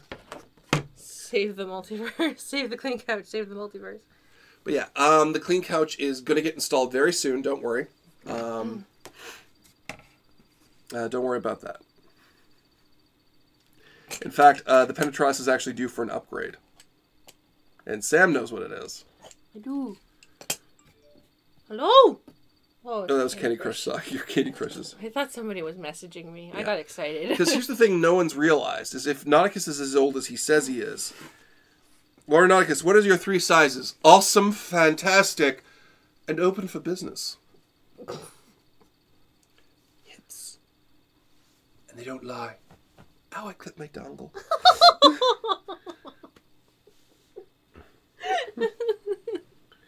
since I gotta leave... What? The Re-Penetratus? Well, technically speaking, because Nauticus has been alive for 1,000 years and he's been exploring for 1,000 years, he's had other versions of the Penetratus, and you're going to see one of them. Hang on. Arcana... Since I gotta leave for work, I offer well wishes and imaginary red bean buns for you too. Thank you, Arcana Lim. Has the Penetratus been equipped with twin link lascans yet? No, because Lord Nauticus has not been to a world which has that, because he's specifically does not want to go to the Imperium of Man world again. Damn it. I got off too much. It's alright. I missed. You doing okay? I'm coming down now. You feeling better? Alright. Okay. Are you yelling timber? Yeah. Oh. How you doing? I'm okay. Alright. I can do It's been a narrative ride. It really has been. I don't know what happened to me. I don't know either. Oh my god, yeah. Well, then what happens when Nauticus finds the Shinkansen? It's gonna be really bad. Damn it. What happened when Nauticus first got into 40k? Well, Nauticus found a Slaneshi cult and thought it was a good time until it stopped being a good time because it was a Slaneshi cult. The thing is, Nauticus was such a profound impact on the cult, they kind of went good for a brief period of time, and that attracted Slanesh's attention. And Slanesh has been trying to get Nauticus ever since. Does Nauticus know what is happening in Faerun? Yes! He does not want to go back. He's like, I'm not going there. It's because Slanesh is on Nauticus' do not invite list. That's very true. Excuse me.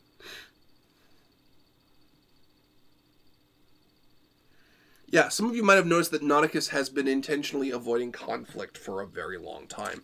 And that'll get explained. Actually, why that is. And you know why that's going to get explained. I know.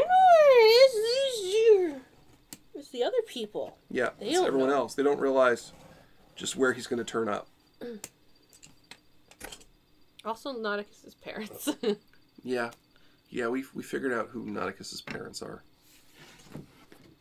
That looks really good, Sam. You alright? It's not straight. What? It's not straight. It's pretty good. It's not straight. Well, why don't you just trim off the edge and balance it? It's part of the LGBTQ now. It's not straight. Are you literally saying that? I don't know. Oh my god, Nauticus has parents? Of course Nauticus has parents! He had it come from somewhere. He was born. He technically met one of them. That's all I'm saying. Will we find out whom his parents are in the future? Yeah, you're going to find out really soon. Who one of them is. Just everyone stopped at that point where they realized... They're like, what? He's got parents? Nauticus and Methuselah have parents? Yeah, they do. They got parents, guys. Yeah, because Nauticus is... His home world is Spirit of the Century, because he is a millennial spirit. He was born there. Both he and Methuselah are brothers. We've said that finally, canonically. Yes. No, he is local to Spirit. He did have a brother once. He still has a brother. They just don't talk, get along very well. It's complicated. You never call. Well, I have a complicated relationship with my brother. He was into maths and sciences, and I was into other things. What stuff? Yeah. I was the more artistic brother. Did Lord Nauticus kill his parents? No! They're alive! Well, one of them is. One of them is. He's alive! They're alive! No. No. No. What kind of a person do you think I am? Kill my parents. I'm not Bruce Wayne. Bruce Wayne didn't kill his parents. He kind of did when he went down the alley. He didn't kill his parents. He's like, Mommy, Daddy, I want to go down an alley. It's cool. I want to be a hero. And they died. Why did he go down the alley? I don't know. Let's go down an alley in Gotham. That boy makes no peril. What? Like, you wouldn't go down an alley in Toronto. Why would you go down an alley in, like, Gotham City?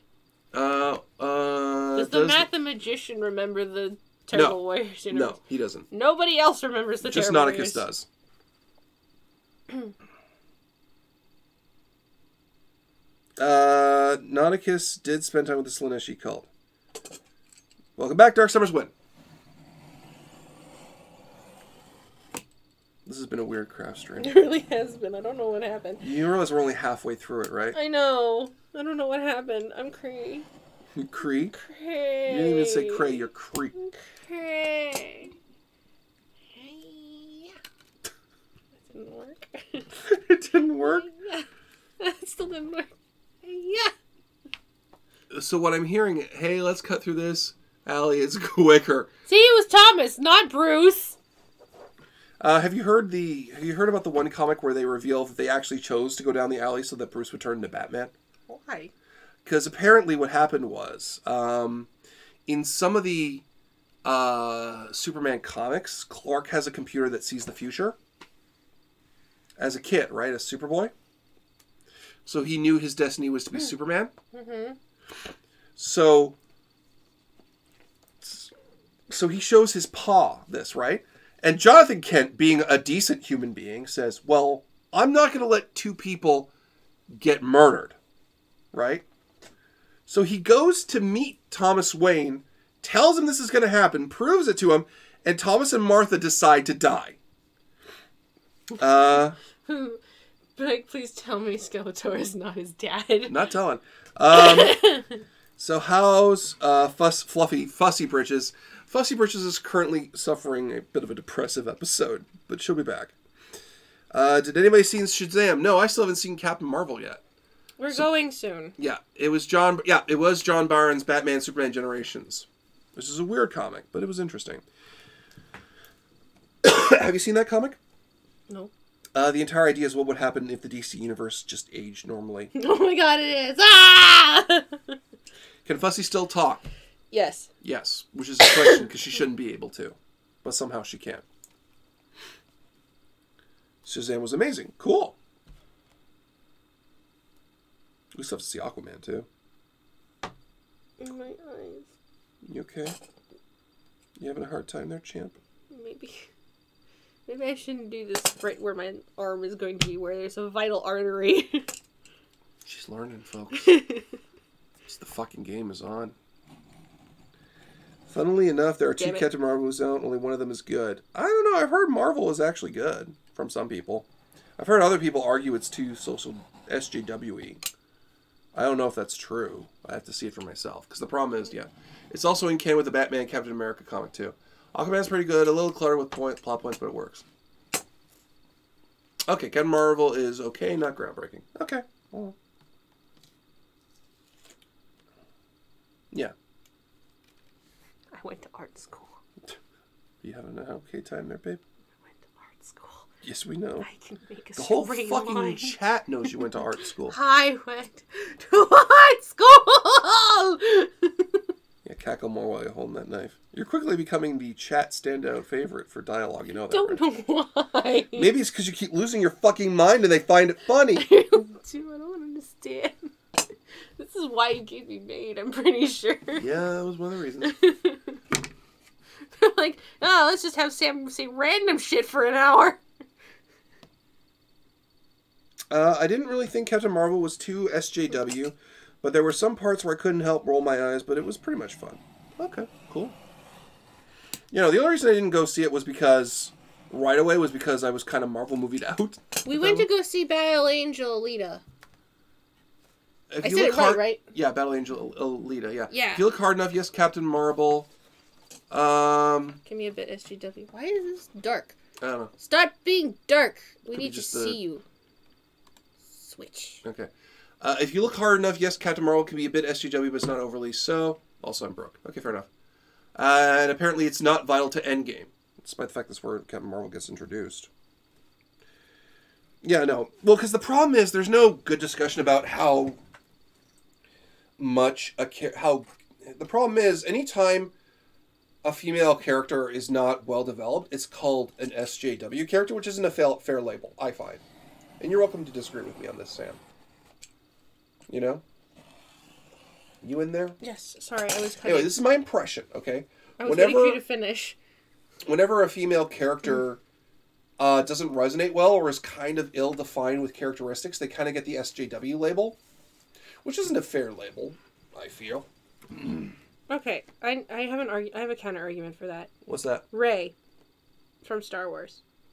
Because Rey had the exact same character development as Luke Skywalker did in the first film. Mm-hmm. And people still called her an SJW character. Okay, fair enough. Fair enough. How is Captain Marvel an SJW movie? We talking the Marvel one or the DC one? Marvel. I don't know. I don't know. I'm just watching the conversation happen as people lose their mind about it. I will admit I'm not a fan of Carol Danvers as a character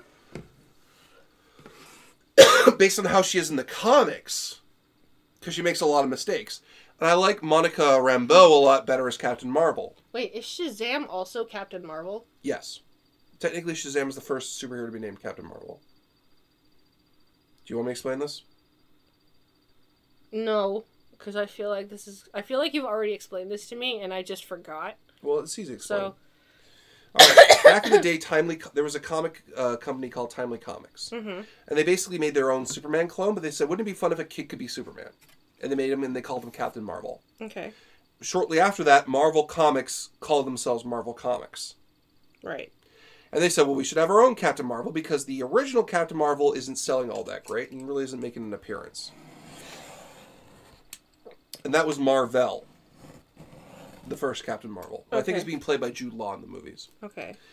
And then, basically, long story short, an immense copyright battle until finally it just became agreed to call the old Captain Marvel Shazam. Okay. And Marvel owns the Captain Marvel name. Okay. And that's why Marvel keeps producing Captain Marvel titles and pushing Carol Danvers forward as much as they can. Rather than Marvel? Yeah, rather than Marvel or Monica Rambeau or anything like that, because it helps them keep... Well, Marvel is dead from cancer, and there's really no good way to undo that. Because cancer. Yeah. But there's a big belief that the second Marvel stops doing the copyright thing, they'll just call Shazam Captain Marvel. Okay. Well, the Avengers thing is a thing for the first half of Endgame alone with the stalemate, knowing the comics and the setup, then they go back in time. Trailers make you think he does, but the movie likes for interpretation. DC sued the OG Captain Marvel out of existence. It's mostly to do with what's going on with the comics, where it's rather blatant. It's the case as of late. Long story short, it's called Shazam because of copyright issues. It also doesn't help that Danvers isn't much of a front runner. She's always been more of a side character. Yeah. She also wasn't a great character in Civil War II. Yeah, there's a lot of issues with Carol Danvers as a character in the comics because she was Miss Marvel. Oh, okay. And you've been a longtime fan of Linkara, so it doesn't take much for you to remember all of the things that have happened to Miss Marvel. Yeah. Like the time she gave birth to her own husband. Yeah, that was weird. Right? That's the same woman. Okay. As the current Captain Marvel. All right, I get it. Right, and the new Miss Marvel is Mayala, who's that? Who everyone likes. Yeah, because Mayala is a great character who's fun and energetic and all that stuff, right? Yeah, no, a lot of more butthurt comic fans are about is because they've watched Carol for a long time, and their argument is, why would you make it Carol? No one really likes Carol. Because Carol has occasionally done shitty things and has never been really well developed. Why don't you just bring back Monica Rambeau and call it a day? She's actually run the Avengers. I don't know how... Let's not forget she possessed Rogue's body, and Rogue and was Miss Marvel for a short time. Avengers 200, so much what the fuck. Maybe it's just me, but the whole Captain Marvel name copyright thing reminds me of the WWE, WWF situation. Yeah. I wouldn't mind the backup plan if the Captain Marvel doesn't pan out the users. The MCU has Rogue be into Carol's death. Yeah. And then, you know. It smells like tofu.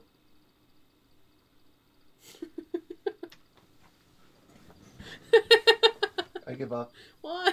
I'm trying to keep this fucking thing afloat. I'm sorry, but... And I'm just this unending fucking chain of random bullshit!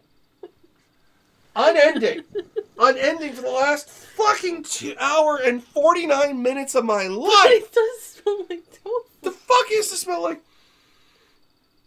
It smells like wood glue. It smells like tofu. It's wood glue. It's not wood glue though. It's white glue. It smells like tofu. It's still wet. Why is it still wet? I don't know. I'm gonna... Sorry. You know, I'm just trying, Sam, to be... Just trying. You know, I could sit here saying random shit, too, and be cute. Hey, guys. Amiibo. And it's fucking funny. No, I have to leave this shit. This train of unending derailment. And be fucking responsible and moderate. In terms of female characters, Marvel's best frontrunners are part of the X-Men, being Storm and Rogue, and they don't have access to those movies. Mike, being sick messes with your sense of smell. Yeah, well. Don't defend her. Don't fucking defend her. She's Why are you mad at me? Yes, you're being weird! Start gluing. Oh my god. I'm sorry I was mean to you. Okay. Can you forgive me? Yes. Okay. Well, you do now, but it's too late. Well, my argument is this. This is what I'm arguing is going to happen. The next phase of Marvel storyline will involve Galactus and the Fantastic Four. I'm calling that now. I don't know which one goes with which. Oh, for fuck's sakes. Okay. Eerie? Where the hell's the Eerie? How did you put it over there? Where's the Eerie? It's not there. You literally cut it out. You just complained it. Here it is. Eerie and Eerie. Here you go. Why are you so mad?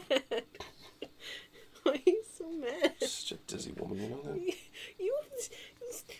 This is supposed to be your project. Yeah, and you took it away from me.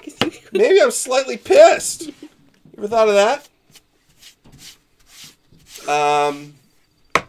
No, and then we do Galactus. That's my theory, is the next big unifying enemy is going to be Galactus. And then the events of Galactus bring in the X-Men. That's exactly how I would do it.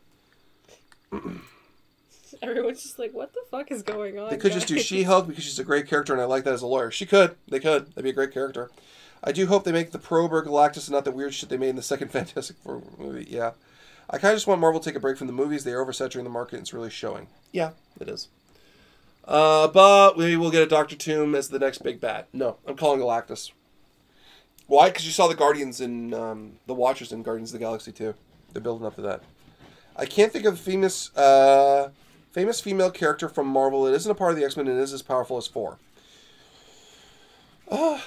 Yeah, no, that's fair. The Tyler Fast more of a situation to overhaul, like the Hulk used to suffer from. What went wrong? I didn't remember which way it was going. Also, I put a little bit too much in one corner. Not the big G, but maybe we'll get a Dr. Doom as a new biggest bad. The rumor is it'll be an X-Men versus Avengers arc. I'm like, it's too soon. It's way too soon. It is way too soon for that. The only thing we might see is Deadpool show up. Just because he's really hot right now, and it's the one thing everyone wants is for him to make a cameo. I think how I would do a Deadpool cameo, though, is I would literally... It's crooked. What? It's crooked on this side. It's not. Yeah, it is. See? No, because it's not straight. That's why I cut it wrong. Oh, okay. And just have Deadpool literally be in the background of one shot, and the camera's panning, and he's running to keep up with it. But that's me. That's what I would do. I kind of hope we get Ron Perlman to play Doom. Ooh, that'd be a good casting. I want Ron Perlman as Thanos, though. For years. If the end credits of Deadpool 2 is canon, yeah. People are petitioning Marvel to make Deadpool take over Stan's cameos in future movies. That's a good way to go, actually. You alright? Are you alright? Yeah. You sure? Can I have a hug? Of course. Okay. Give me a hug. Yay. I give Mike a hug. They're comfy. Here you go. You doing alright? Yeah. Okay. There. There. It's really hard to just be sitting there cutting things and giggling at yourself. It really is. Okay. It's alright. It's alright. It's alright. Just the entire chat saying, "Aw." just take a minute, okay? Okay. You doing all right, champ? Yeah. Okay. Feeling better? Yeah. All right, you good to keep going? Yeah. Okay, good. Get the hell up. All right. Deadpool in not an R-rated movie? Maybe not. That already happened. It was called Once Upon a Deadpool. I haven't seen it, but I kind of want to. They did it exactly the same way as Princess Bride. It was great. I haven't seen it. Have you seen it? No. Okay. But it's great. Because I love Princess Bride. I do too. I've heard it's not that good, though. Are you okay? Why is this flipping up? Is it splitting? No, it's not splitting. It's just curling. Yeah, they warped when they printed it. But the other way is... But they should be warping the opposite directions to make it flat. But it's not happening. Actually, Marvel and Disney have said that Deadpool solo movies will remain R-rated, though his crossover will probably just be him showing up and adding a remark. Yeah, no, I would see that. That would literally be how I would do it. It still smells like tofu, guys. I'm very concerned. I don't know if it's because I'm sick. Has Nauticus met Deadpool? Yeah. It was fun. It was weird because they both have different perceptions on how the fourth wall gets broken. Because Nauticus is aware that that the multiverse is important, but Deadpool, of course, is convinced that there is a fourth wall. And they've actually addressed this in the Spider-Man Deadpool comic, that Deadpool actually doesn't think the fourth wall is there. He's just doing it because it's fun. At which point, like, they would probably be having the same conversation Peter and Deadpool had when they went camping that one time, where it's just like, no one's there, right? Well, no, but isn't it fun to pretend? And Peter's immediate first line was to thank everyone for buying the comic. I have 3 more. The sex must have been amazing, Naughty Pool. He was. It really was. He regenerates like a motherfucker. Infinite stamina. To me, it seems a strong female from Disney right now is that they have more in common with the Scarecrow from Courage the Cowardly Dog with tape recorder on loop saying, "I'm bad, people fear me." I don't get that logic, Otaku Cat, but okay. They say your sense of smell is fucking up your sickness is fucking up your sense. Oh. Seen the Joker teaser yet? Yes, and I just don't care. There has to be a moment in the next Men movie or next Deadpool movie where it says, "Wait, Xavier's not McElroy or Stewart. What the fuck, studio?" Because I saw the trailer and it's... I mean, I get Venom happened, and I get it did okay, but Joker without Batman just doesn't make sense to me as a character. It's just... He is such an extreme character, he needs to react off of something. And I'm just not a fan of it. Like, I'm not saying Joaquin Phoenix would make a bad Joker. It's just I don't care about making Joker redemptive. I really don't. He's done, Yeah, no, I don't agree with him being sympathetic. You're not supposed to sympathize with him. Because the thing is, sympathetic psychopaths. Are you in there? Yes. Okay. Am I? Like, sympathetic psychopaths are a dime a dozen in Gotham.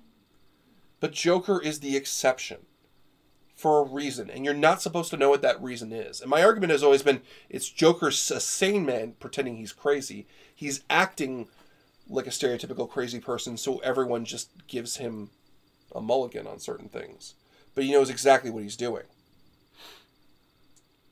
Speaking of superheroes, I'm trying to work out a new costume for Shortcut, because the costume that I have for Shortcut isn't the greatest. And not updated. Maybe they're going for a whole Rupert Pumpkin thing with the Joker. Don't know what that is. Because, yeah, no, the average person cannot become the Joker. This was an argument with Death Note as well. The average person cannot become Kira. Joker was an exceptional case in a thing.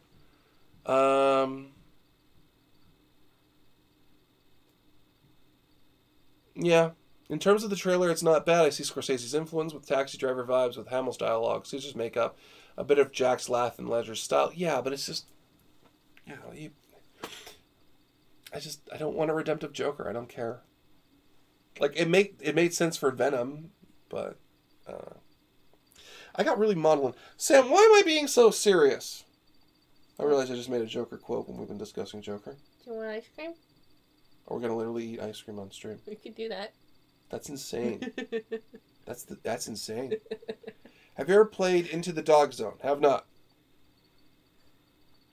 Pretty sure we can make this into a mukbang. A what? Mukbang. What the hell's a mukbang? You don't know? Okay, apparently Mike doesn't know what a mukbang is. So, a mukbang is when you take, like, a bunch of food and eat it while streaming. That's stupid. Why is it stupid? Just, who would pay to see me eat? A lot of people, actually. Why? Because that's the thing. People will pay for that. Guys, back me up on this. People will pay for mukbangs, right? Because that's the thing. So they're still talking about things. Yeah. King of Comedy, a Martin Scorsese film with De Niro and Jerry Lewis. Yeah. Oh, okay. Fair enough. What's mukbang?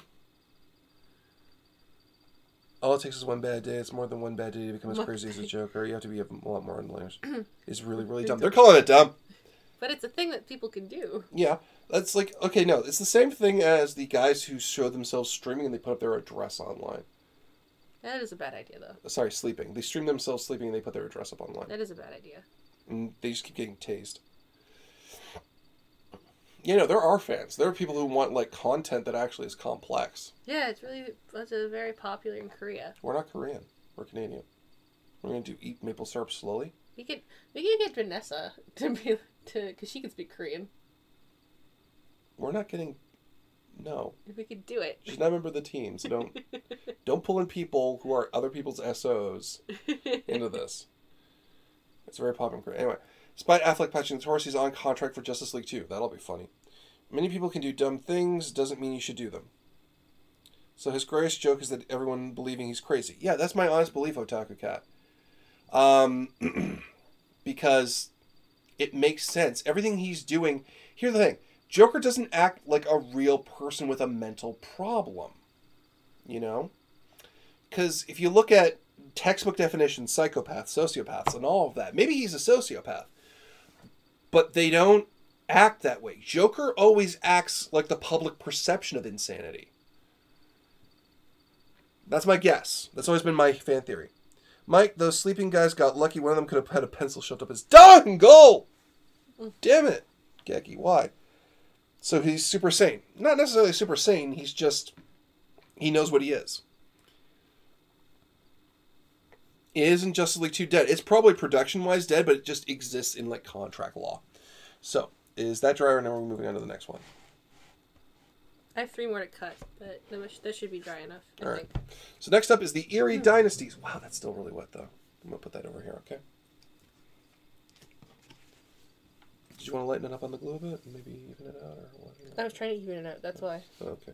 Alright, that is the Woodland Alliance. We don't have their front cut. Oh, yes, we do. There we go. Oh, Jesus. Thanks, Geki. He's a convenient author tool for crazy person murder that can go deeper if necessary. Yeah. Is it coming apart? Hmm? Is it coming apart? I can't tell from here. No, it's not. It's solid. It's just really, really wet. So it's probably going to take like a full 24 hours to cure properly. Okay, well, then put that back on top of it. And I will... You want me to put it on top of both of them at the same time? No, because it might stick together. It'll warp. Okay. No, what I was going to do was I was going to put one down, board, and put that one on top of the board. Then can you go get another cutting board? Oh, you're right. No, never mind. Then I'll just put this on top. You okay? I've heard Joker in the comics has broken the fourth wall. Yeah, a couple times. But that's not... Should I finish cutting it first before... Cutting all the other ones first before gluing all of them? You might as well. So okay. Whatever you want to do. Alright, then I'll do that. So here, take this one back. Can you sort all of them? How about that? Sure. Okay, this is Woodland. This is Vagabond. This is Mechanical Marquee. This is the Wizard Cult. And this is the Woodland. There are 3 Jokers. Right now, in the comics, it gets funky. Yeah, what was the deal with that?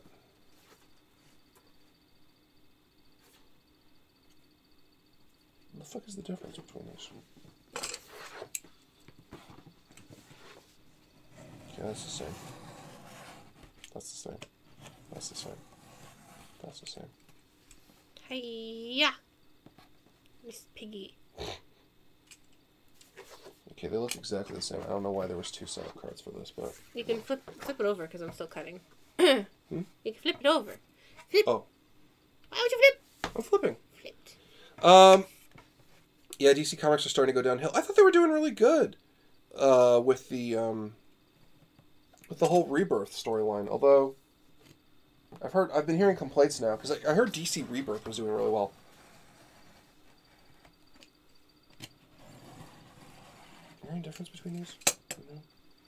So I laughed during the TFS at the table when Takahata joined in for a game and made reference needing to find a horn of a virgin succubus, and all of them were like, those exist? I mean, like, for 12 seconds.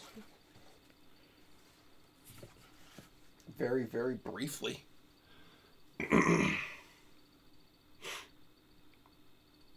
Bat Metal was amazing. Cool. Which again talks about what DC, if enjoying the season 3 of Young Justice, the animation is doing fine, their animated movies are doing good too. Apparently Dan Dito wants it to go back to the new 52 with the overly dark stuff rather than being hopeful. Yeah, I heard about that. And absolutely no one wants that to happen. But, if you've recalled the last 10 years of Spider-Man, it doesn't matter what you want, sometimes you just get it. Didn't we do, like, aren't people just tired of the new 52 though? Yes. Marvel's doubled down on SHWiness and taking the industry down with it. Many stores are closing because shops are being told to take a chance on the material and it's not selling. Okay. I don't know. Like, I know the new characters aren't doing as well. Although I did like the Totally Awesome Hulk. From what I read of it. Like, it was a different take on it. But I did like how Amadeus Cho became his own character by the end. You know? Amadeus. Well, the problem is, they try to sub in all of these characters way too fast, back to back. Amadeus. You know, if you're just gonna be stupid the whole day. The thing is, like, stream's gonna end, right? Though Tim or Tom Kings wrote, you thought Batman was gonna be married, but nope, it was annoying because people wanted their characters to change. Yeah, no, that was a stupid fake out. I didn't like the fake out with him and Catwoman breaking up. That still feels really forced. Now we're just complaining about comics. Let's change the topic, shall we? As you've been trying to keep it light, what's up?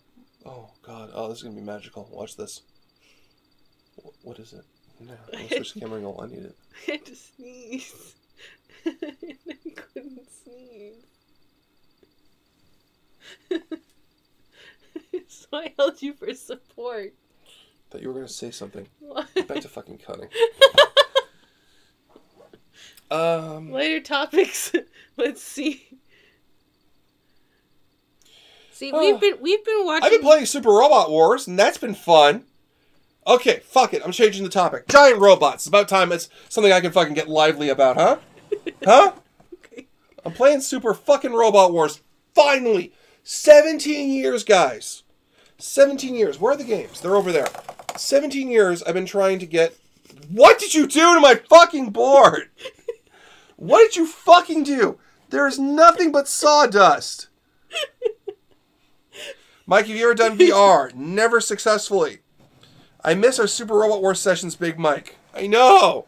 I finally own Super Robot Wars V and I'm playing it. It's fucking great, John. It's a Super Robot Wars game that's in fucking English. We don't have our old classmate. If I go to your place with the new one, I can somewhat cover Ray Earth. It's so good, though. It's just a good tactics game. Isn't it a good game, Sam? It is a good game. I still want Cthulhu Gundam.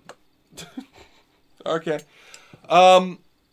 It's such a good fucking franchise. There's a reason. I wanted to stream it, too. But the problem is, when we're getting the capture card working. Yeah, the capture card that we got from... That was donated to us. That was donated to us. Has some challenges to it. Yeah, because we're not exactly sure 100% how it works. Yeah. So we've given it to Tyler for him to work it out, and he's going to come back hopefully soon with it and be like, all right, this is how it works. But I've been playing V, and it starts off slow, but it's getting really fun. I'm starting to get a big roster. New card game called WrestleNomicon, where old ones fight in WWE style matches. Ooh, I like that. I really like that. Oh my god, just good fun. And I'm sad because I'm a Super Robot fan. And I know so many of who these guys are, but you gotta be into this stuff to know who some of these people are and how you're supposed to react to them. I can send a link if you want on Discord. Please do. Star Summer's Window so I can check it out and see if there's a play. Yeah, because Mike got really upset about Tetsuya. From Okay. Okay, if you know Mazinger, if you know just Super Robots at all, you know about Mazinger, and you've heard about Mazinger Z, which is the first pilotable giant robot ever. It was Mazinger Z. However, never really came over here. However, there was a time when Mazinger got retired, and he was replaced with the Great Mazinger, piloted by Tetsuya. And as he comes in, Sam is like, Mike, why is this guy so bad? Like, what's wrong with him? And I'm like, oh, just wait and see. 5 missions in, you were screaming at him. Because he missed on a 92% to hit. And the other guy... And the enemy had an 18% evade. Yeah, and the guy hit him. The guy had like a 14% chance to hit him. He got hit and then missed. And I'm like, how did you do that, Tetsuya? Tetsuya's literally I fired, and I missed, and then I missed, and then I missed again. And then I had a nap, and a popsicle, and I fired, and I missed. It just keeps missing. And he has the exact same 2 hit as everyone else. As Gundam pilots. Like proper Gundam pilots who have not missed once. Okay, well, they've missed a couple of times now. But it's a lot of fun. It's over here finally, and I can play it, and you keep cutting up my fucking cardboard. Worst mecha pilot in anime, except the one you mentioned. His name is fucking Hathaway. And Kaoraki. Hathaway is in Super Robot Wars, and I'm mad because he's right there, and he's Noah Bright's only mistake. If you know Gundam, you get that reference. Yeah, I did it. Yeah, Shinji's not even that bad. Shinji just doesn't get in the robot. That doesn't mean... Well, because Shinji's scared. No one teaches Shinji... The problem with Shinji is no one taught him to seize his own destiny before the end of the series. Right? Was the second guy from our... Yes, he was! Kaoraki is from 0083 Stardust Memory. He's a pile of shit. End of sentence. Since you've seen Gundam Who is Nana Trilogy, Trinity cannot remember off the top of my head. I have read Origin. I cannot remember who Nene Trinity is. I'll have to look that up. Nene? Nene Trinity. Oh man, what if the great old ones were fighting using giant Record Robots, or the great old ones were giant Isn't she from Seed Destiny? Is she from Seed? I remember my tablet. Pass me my tablet. My phone. I'll look it up. I remember... Shinji is less annoying in the game. He's always less annoying in Super Robot Wars, because this is what happened in Alpha, and it's funny as hell. The Super Robot pilots found out he existed, and they said, okay, we're going to fix this young man. And they fixed Shinji.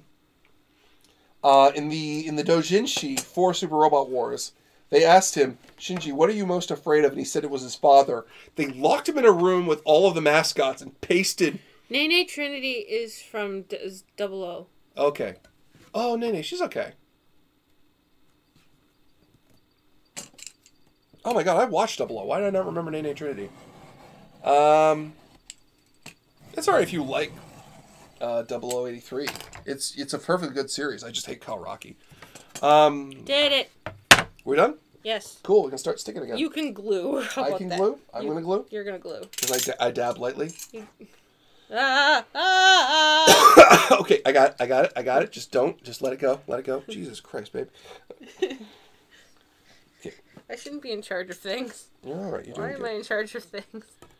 My chest hurts 10 seasons in a row. The funkiest funny thing I saw recently from the cosplay pro wrestling fed was sometimes I still watch Shinji did jump into Megazord and take on Ryuko Matoi. Yeah. Your turn.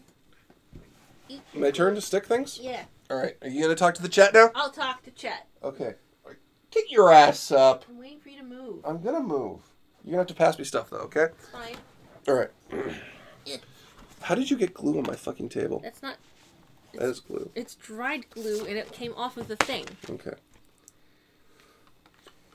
But, yeah. So, it's always hilarious whenever Shinji appears, Because you know the super robot pilots are going to make a man out of him. Okay, that's too much. I got to even that out.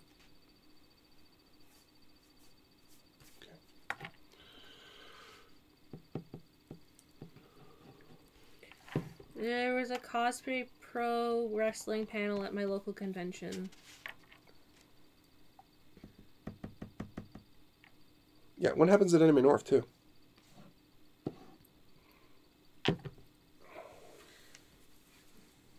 Ugh. And now at Con Bravo, too. I'm a Gundam fanboy and currently working on a script for a full Gundam retrospective, though I have issues a lot with Seed series so much. Though I'm dreading having to watch Turn A Gundam as it is too slow for my taste. Yeah, I've heard that, but it is still worth it, though. That's what I keep hearing. Like, it's one of those, wow, it's really slow, but just do it. It's worth it because it gets really good at the end.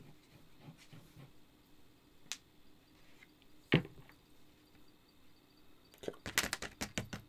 I should do that. That's the bottom. That's the bottom. Is it pissing you off how I'm doing this? You know what? I just spent like 2 hours and 15 minutes cutting this for you. Mm-hmm. So don't fuck it up. I'm tired. I love you. You too. And I spent all of it giggling because apparently... Pass me the Firefly book, please. Because apparently I have no chill. You're great. You know that? Oh, my great. You're great. You're worth every second I put into you. Mm-hmm. All right. Oh, man. A full Gundam retrospective, though? That's fucking long. Be right back. Can't stop seizing.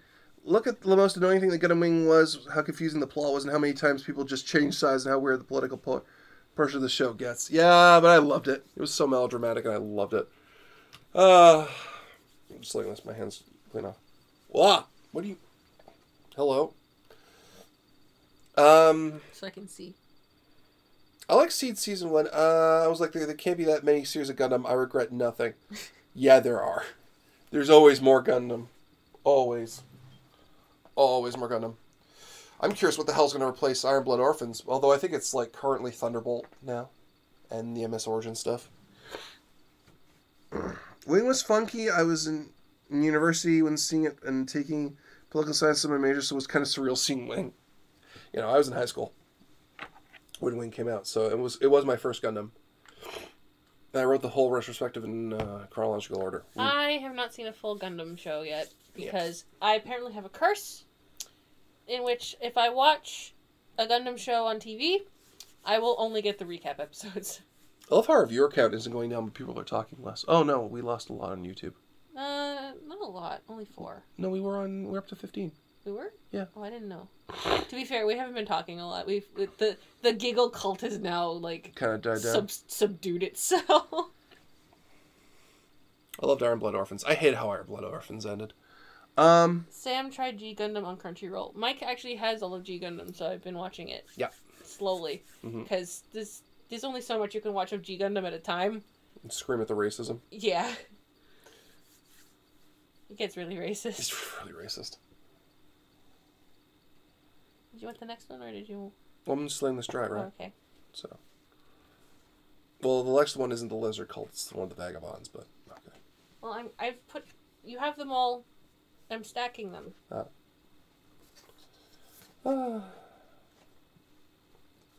Words.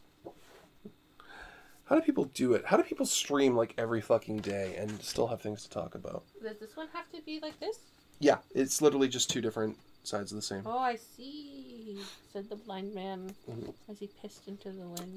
You ever watched Shield Hero? I've not watched Shield Hero, but I've read the manga. I'm not a fan of where it's gone. Not that it's bad, it's just it could have been better. It could have been tighter. I'm currently reading Komi-san, the manga, which I think I'm calling is the new hot slice of life. Supposedly there's new Gundam in the Iron Blood Orphan set in the Venus sky. It was inspired by the group after the revolution on Mars. Oh, cool. G Gundam broke a friend of mine through sheer what the fuckery. Yeah, because there's always something going on. See, I was kind of like that when I was watching Dokuro-chan. Yeah. Because I like to show people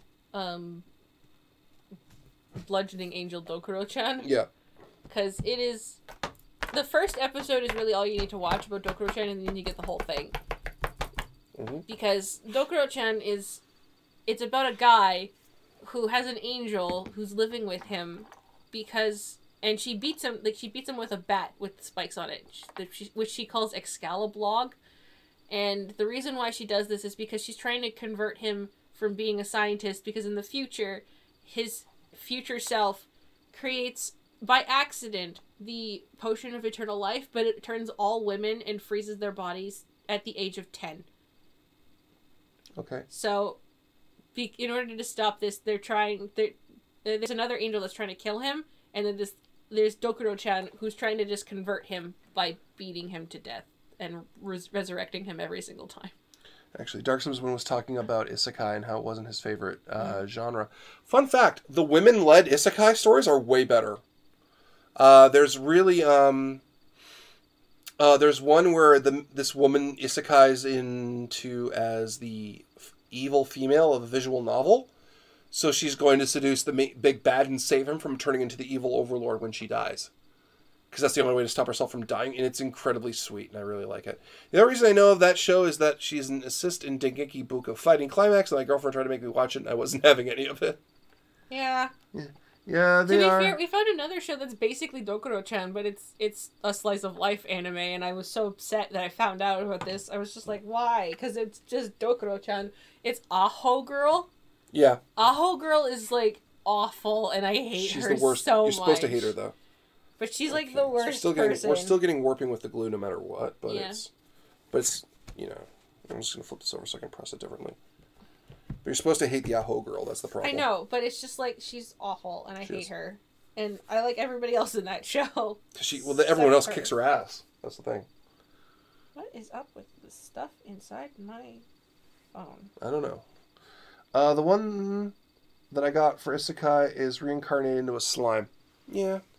I hear that's good, but I'm just kind of dumb. Wasn't there another one where it's like, I got reincarnated as Yamcha? Yeah, that one's actually really good. It's because it has two different art styles. One for before he reincarnates and after. Mm-hmm. And it's just, he does get reincarnated as Yamcha, and because he knows Dragon Ball back to back, he turns Yamcha into a fucking hero. But he still cannot stop Yamcha losing Bulma to Vegeta. And Bulma's his favorite. It's surprisingly good. Like, he uses the Dragon Balls early to teleport to Namek. And he's just like, he knows exactly when his power is going to top out. And it's really good. As basketball playing Loli, who turns people into basketballs and then ducks them. Okay. That's weird. Supposedly they're working on Gundam Hathaway's Flash with Noah Hathaway as the main character this year. Yes, but Noah Hathaway's a piece of shit.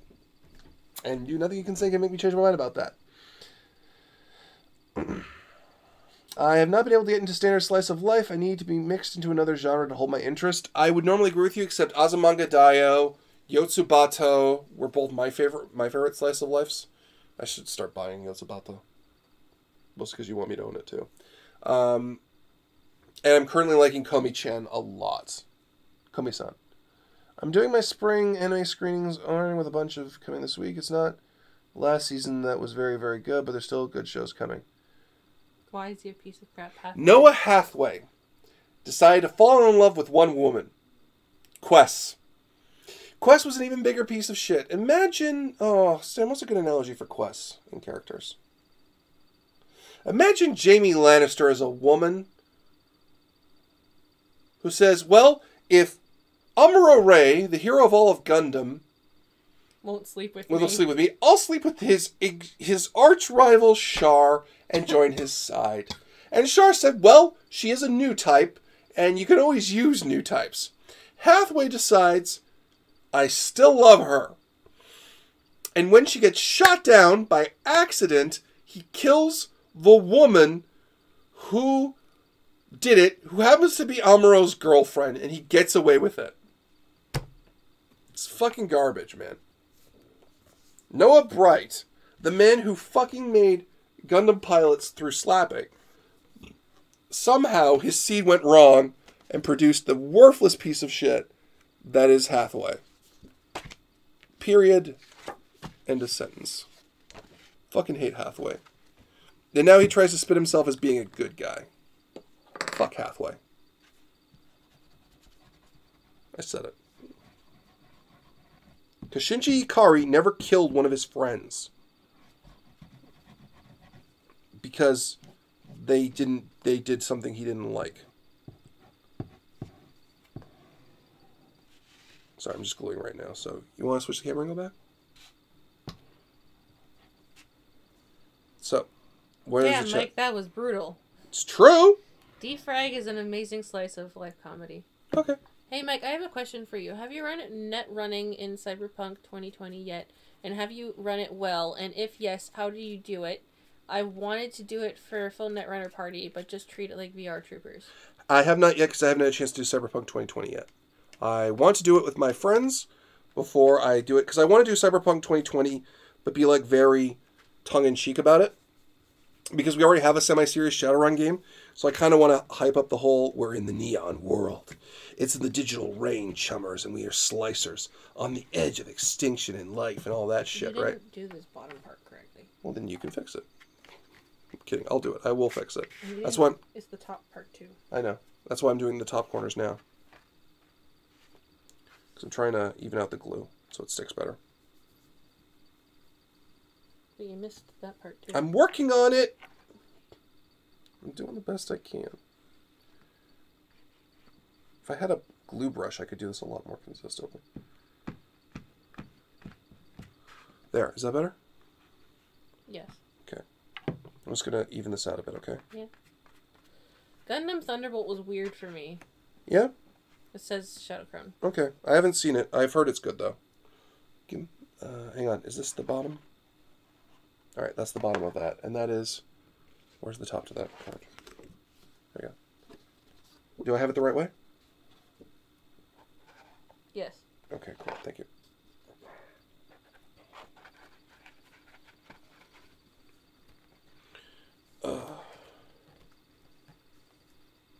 How's the chat doing?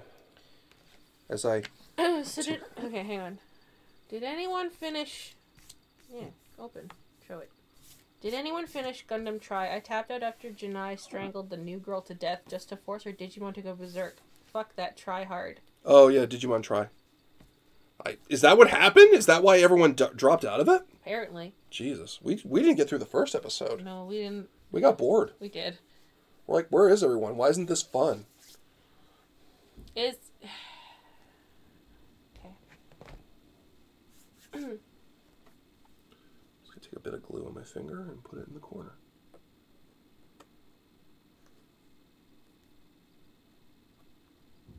Okay, I'm not doing that right. Here, can you... Sure. Alright, pass me the glue.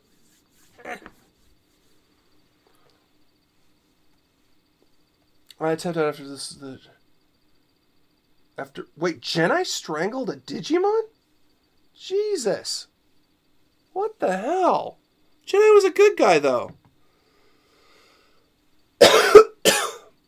It's good just how they control one suit is weird and a bit messed up. Well, you know, it's Gundam. It's UC Gundam. UC Gundam's always been a little messed up. May I have a paper towel? Sure. Thank you. You're welcome.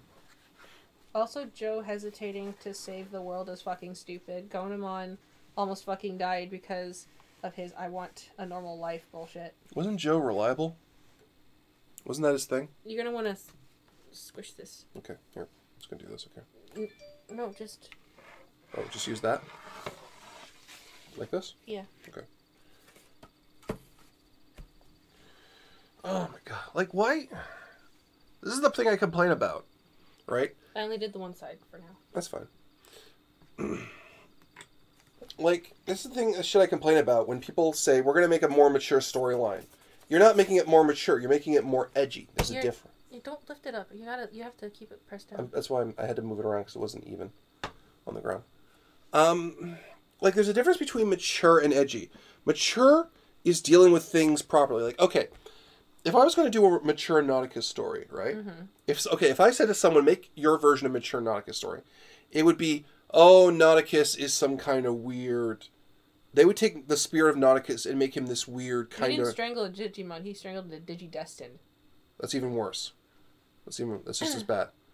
I could go into a Thunderbolt, but I don't want to spoil it. Fair enough. And it would be like, oh, I'm going to take Nauticus and make him mature. I'm going to show he does something disgusting to the people around him or something like that. I don't want to say anything too assaulty or something like that. Whereas, if I wanted to make Nauticus' story more mature, I'd say this is what happens when he gets to the 90s, because the egg crisis happens. And he stops his train, and he just dedicates himself to healing people and helping them, because he doesn't have a magical cure for AIDS. He has to get his hands dirty and make sure people are okay. Right? Is this too much? Am I saying the wrong thing? It's fine. Okay, because you got really quiet. I'm waiting for you to finish. And then when he finally gets to 1999, when he knows it's his last year as the Spirit of the Millennium, he has to ask himself whether or not he brought good in to the world. If he brought more good in than bad. And that's how you end Nauticus' story in a mature way.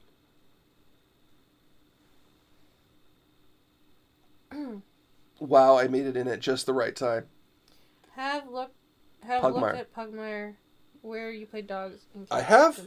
It's basically 5th ed, though, with dogs and cats. I would rather play Mouse Guard. But yeah, that is the mature way to end Nauticus' story. You don't kill the spirit of Nauticus.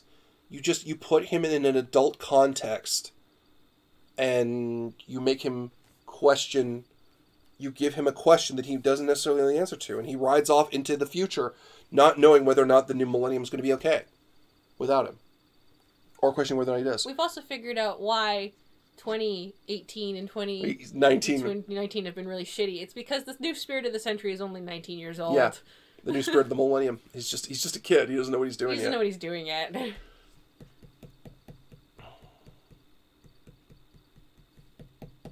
Should I take this off now?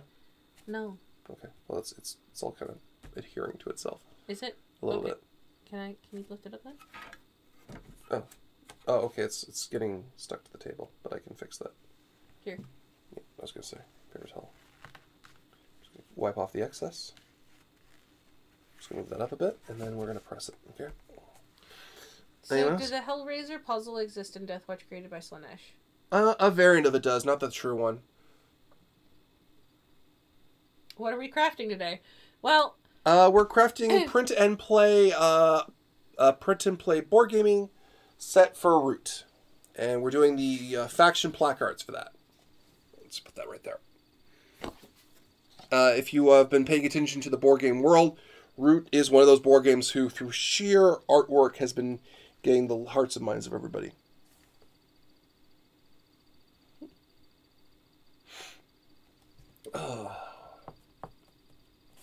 I love how no one comments on the Lord Nauticus thing. Was that bad? Who is the closest unintentional interpretation of Nauticus you've seen? Says Mythic. In what sense? Because, unintentional interpretation of Nauticus. I don't understand that sentence. Who is the closest person that acts like Nauticus that wasn't intended to be Nauticus? That wasn't inspired by him? That wasn't inspired by Nauticus. Or inspired from Nauticus. Exactly. I don't know. Oh, that one chick from the anime. Yeah. The sex terrorist one. Yeah, the sex terrorist one. Yeah. I can't even remember her name. Hang on. You cosplayed as her too. I did. I don't remember her name now. Hang on a second. I'll figure it out. Just so I don't forget, the next stream is, Sunday at 7. It will be a gaming stream. And then there'll be a week off. It will be on that. Yeah. Your sunset scenario sounds perfect. Lord Nauticus, do you wash from the front and back? I wash everything. I'm a clean boy. I came back at a weird time. Who was strangling Digidestined? Genai in the apparently Digimon Try.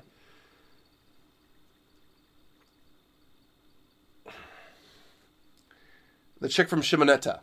Shimonetta, yeah, thank you. Yeah, Shimonetta. Yeah, because Nauticus would be a sex terrorist. Yeah. A sexual education terrorist. All right, children. Yeah. Today we're going to give you an education. Sex isn't wrong. Only if you're underage, which you all are. So don't do it. But I'm going to teach you how. This feels paradoxical.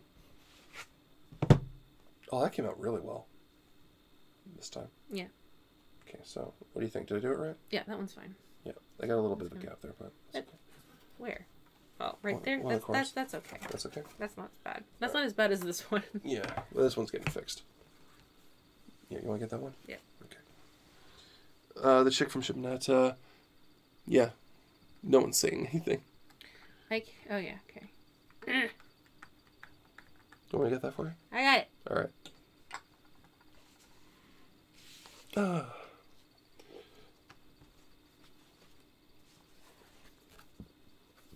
Okay, the marquee's fine. I can put that over there. I love how the second I started talking about giant robots, we lost viewers. It's because I wasn't acting cray. Cray. Hang on, I'm gonna need paper towel again. Thank you. We have a crafting Hypnoticus show up as a pinch hitter for Patrick Swayze in Footloose. Patrick Swayze wasn't in Footloose. You're thinking of Kevin Bacon. There you go. Flatten.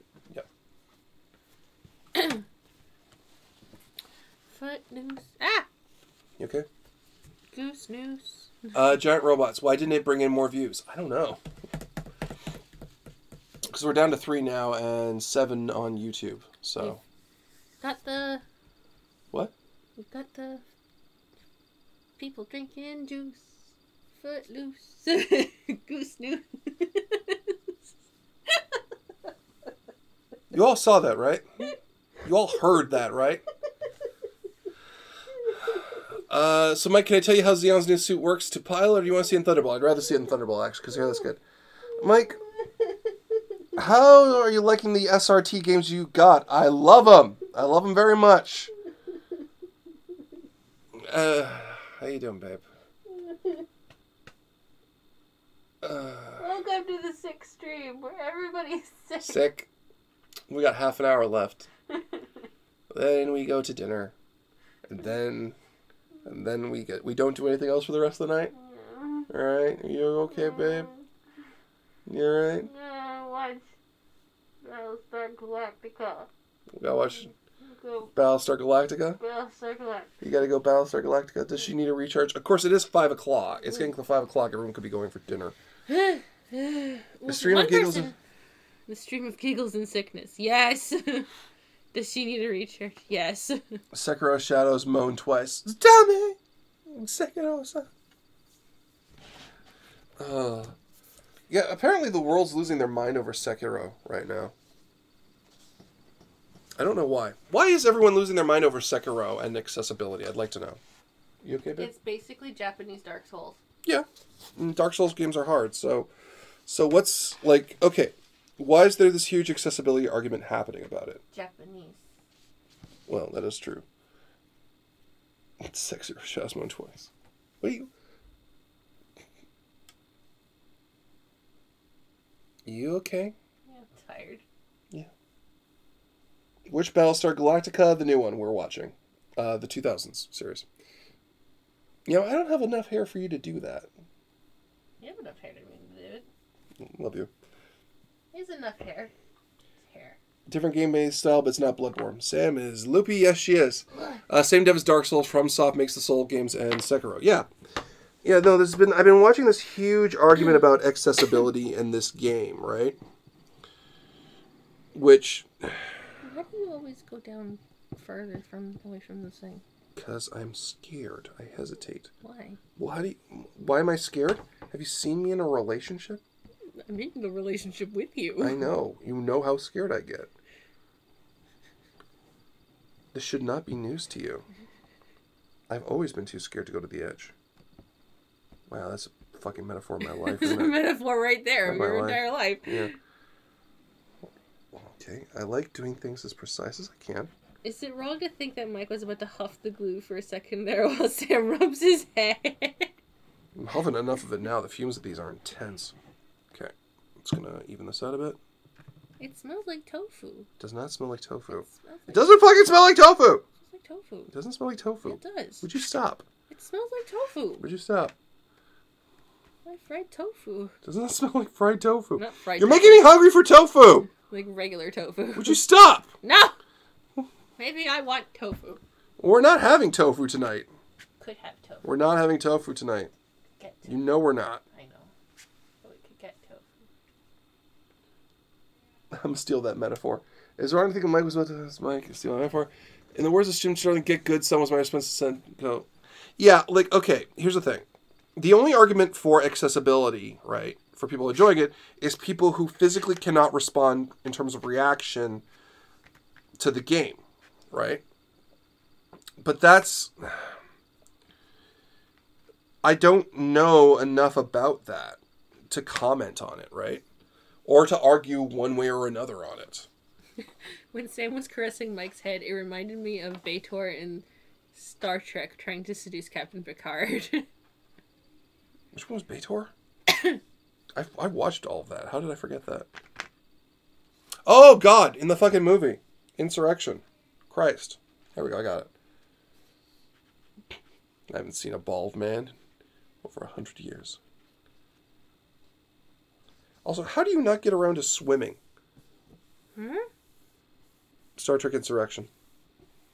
How do you not get around to swimming?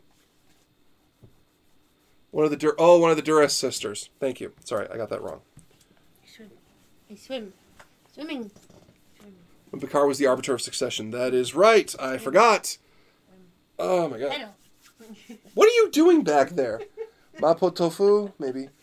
No one condemns making tofu glue. Mike, I'm stealing that metaphor. Okay. Right, Ursa and B'Etor, the two psycho sisters which nothing was done with no matter how much they were set up.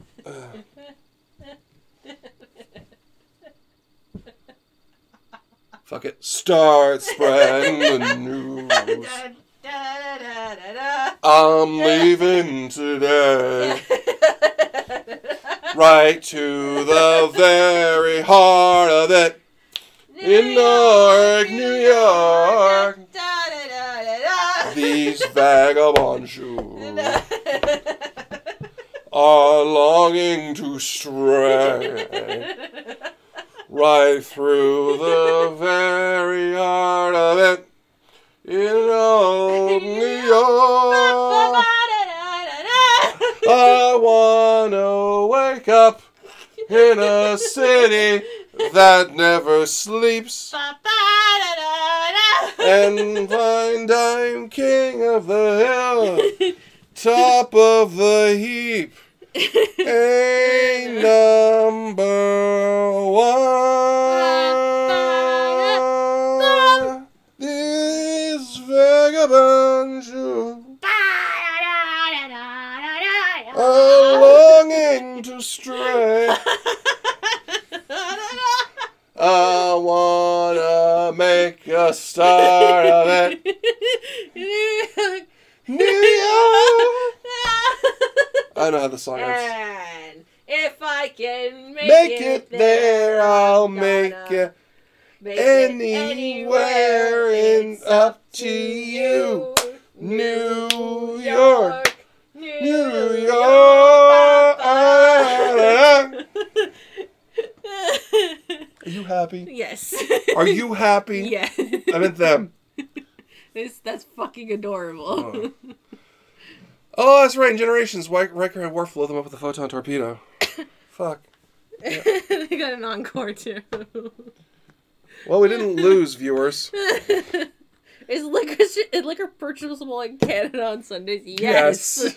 And we're not drunk. We're just sick. That's my problem, isn't it? I'm way too nervous about pissing off my fans. Yeah, clearly they don't care what we do. Clearly. That's the thing. I always worry, because it's D20 Live and I run it, right? So I'm always worried about doing something that chases my fans off. Guys, if we did an entire musical section, would you guys run away from us? Although it's quite clear, I get the best feedback when I'm doing silly stuff. Really. Yeah. Did you all enjoy that? Did you? Always fun when I get a cold. Ugh. Because we butchered New York, New York. get the sweats.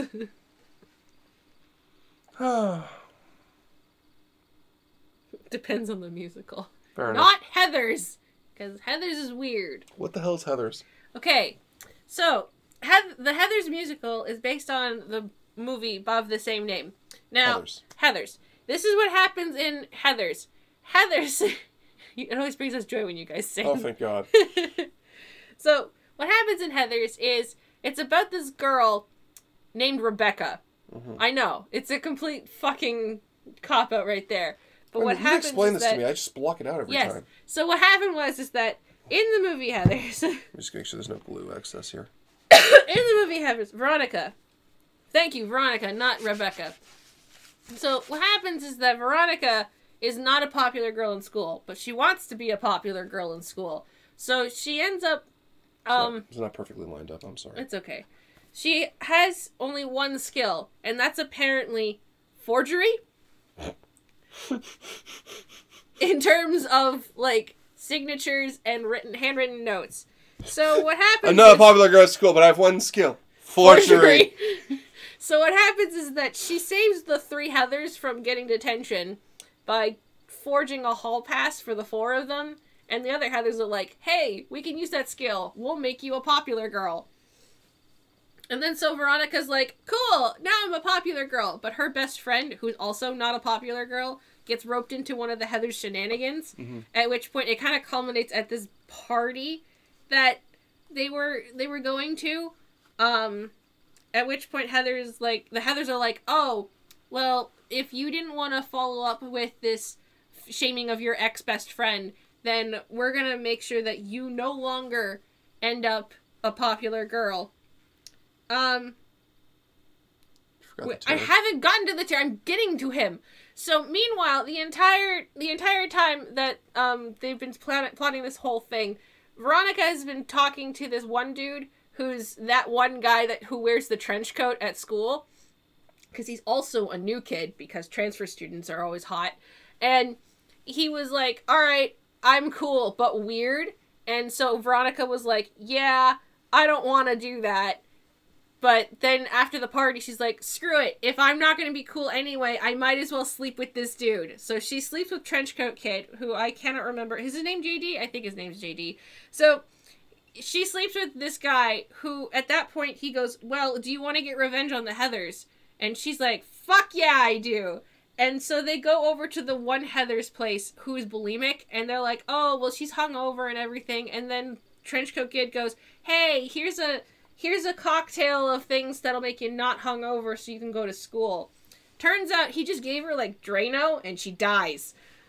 At which point, the whole movie turns into this entire thing of it's a series of attrition of them trying to cover up their murders, and it's just not cool. At which point, it culminates to the point where JD wants to kill the whole school, and Veronica goes, I don't want to do that.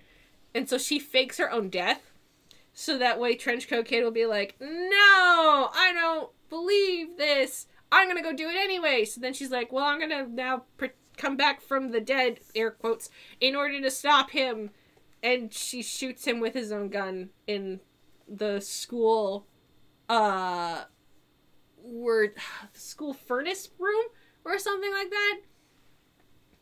And then she somehow gets away scot-free because she just blames all the murders on this guy. And then she goes back and she's like, well, I'm going to hang out with my best friend now. Boiler room. Boiler room, thank you. So, but yeah. My thoughts on Heathers. Hey kids, who wants to talk about murder? Yeah, basically. So yeah, that's a really truncated version of what the entire movie's about, but it's weird. Okay. And then there's Riverdale. Which is also about murder, apparently. It's not very good. It's the best. It's awesome. Also, thank you, Sharon Crone, for continuing to work on the Gauntlet. It's the best. It's awesome. Everyone's got a different flavor. I found it really weird. Oh, yeah. Also, thank you, Dark Summer's Wind. The JD is played by Christian Slater, and Veronica is played by Winona Ryder. And then there's the musical, which is so weird. Is it a funny weird? It's...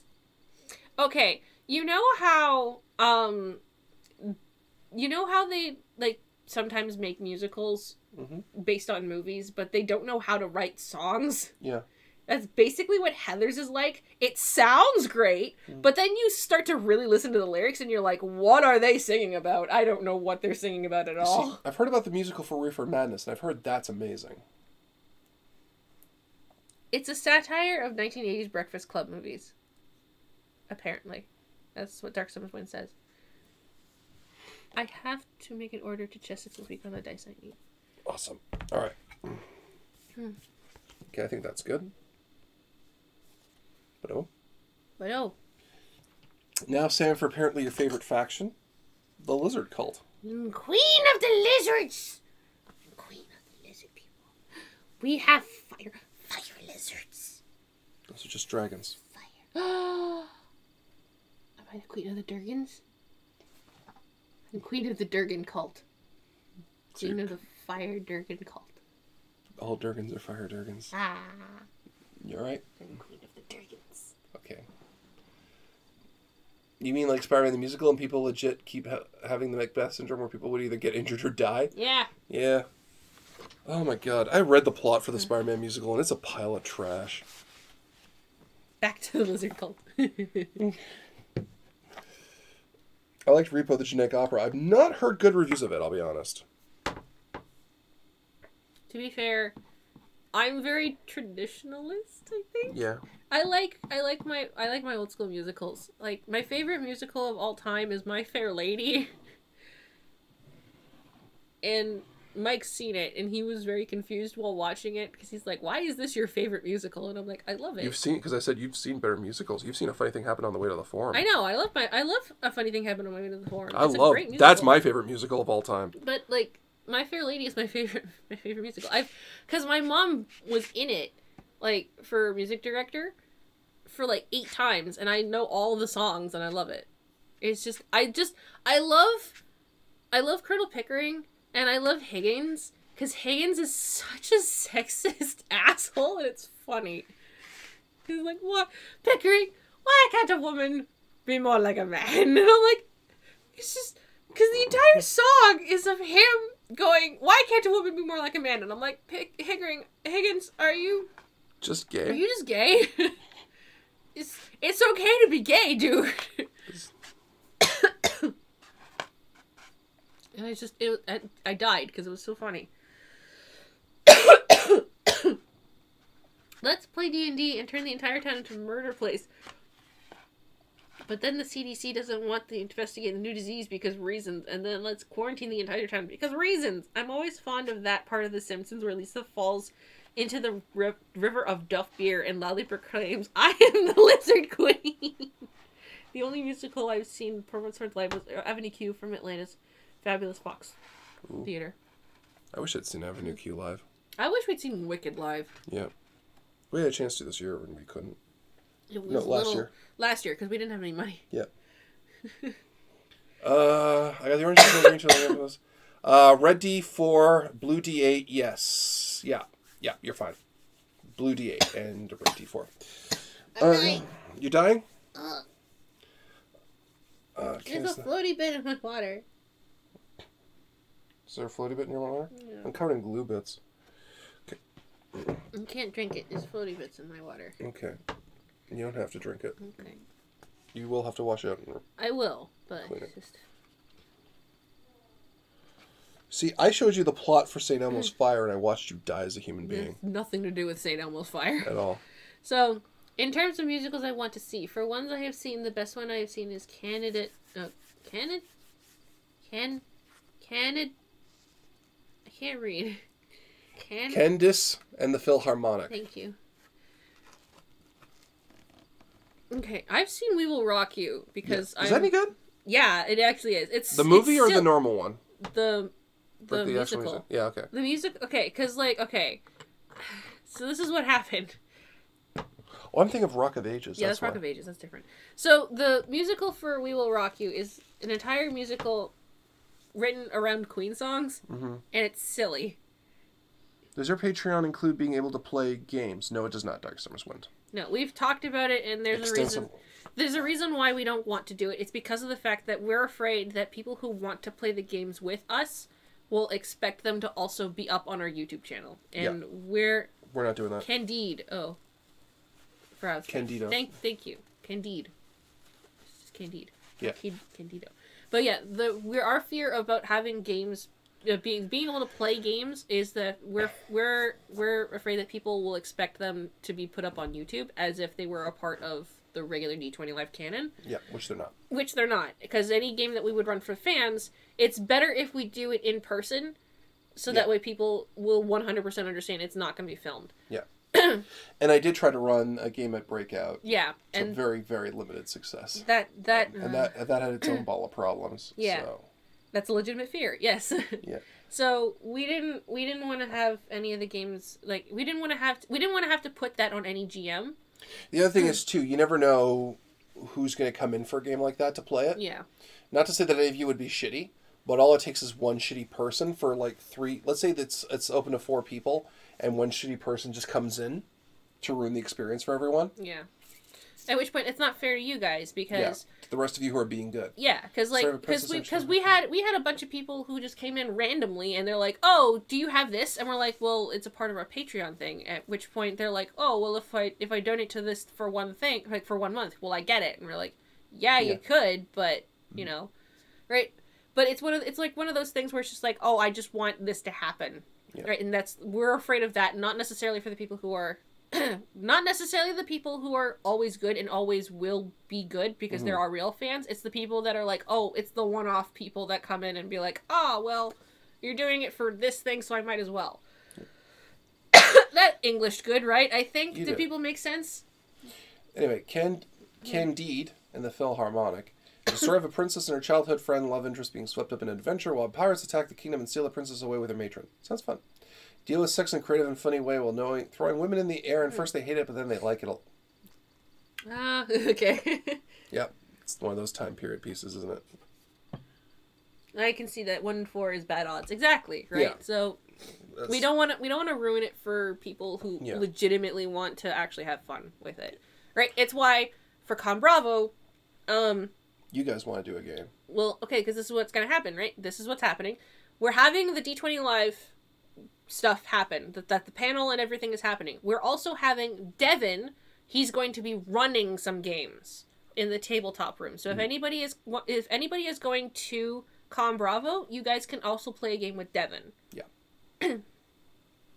Right? And that's the thing that we're going to try out and see if that'll make it more open, right? That way it gives people a fun experience with one of our GMs. While also, not putting a lot of pressure on us. Because Squall's gonna try and do it. Yeah. Right, cool. But yeah, no, I know Devin wants to specifically run at least a game at Bravo. Yeah, because we do. I am not, because. Yeah, well, you're busy with everything else, right? It's just because we do want to have more experiences with you guys as part of like fans, right? It's just we don't want to also have the potential of having bad things happen to you guys. That would be an awesome thing to check out if I could afford to make it that far enough from Georgia. Yeah. Conroe, for those not knowing, runs from July 26th to 28th in Hamilton, Ontario, Canada, for those who might not. Thank you, John. Thank you, John.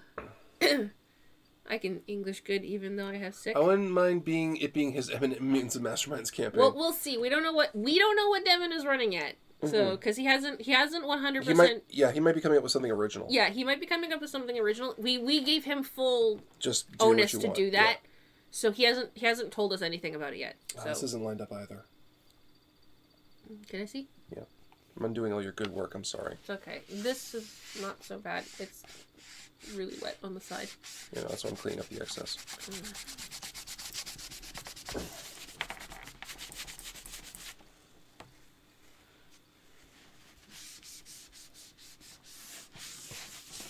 So would fans be able to run other games for fans and staff that are interested at cons? Yes, that is totally 100% up to you guys if you want to do that.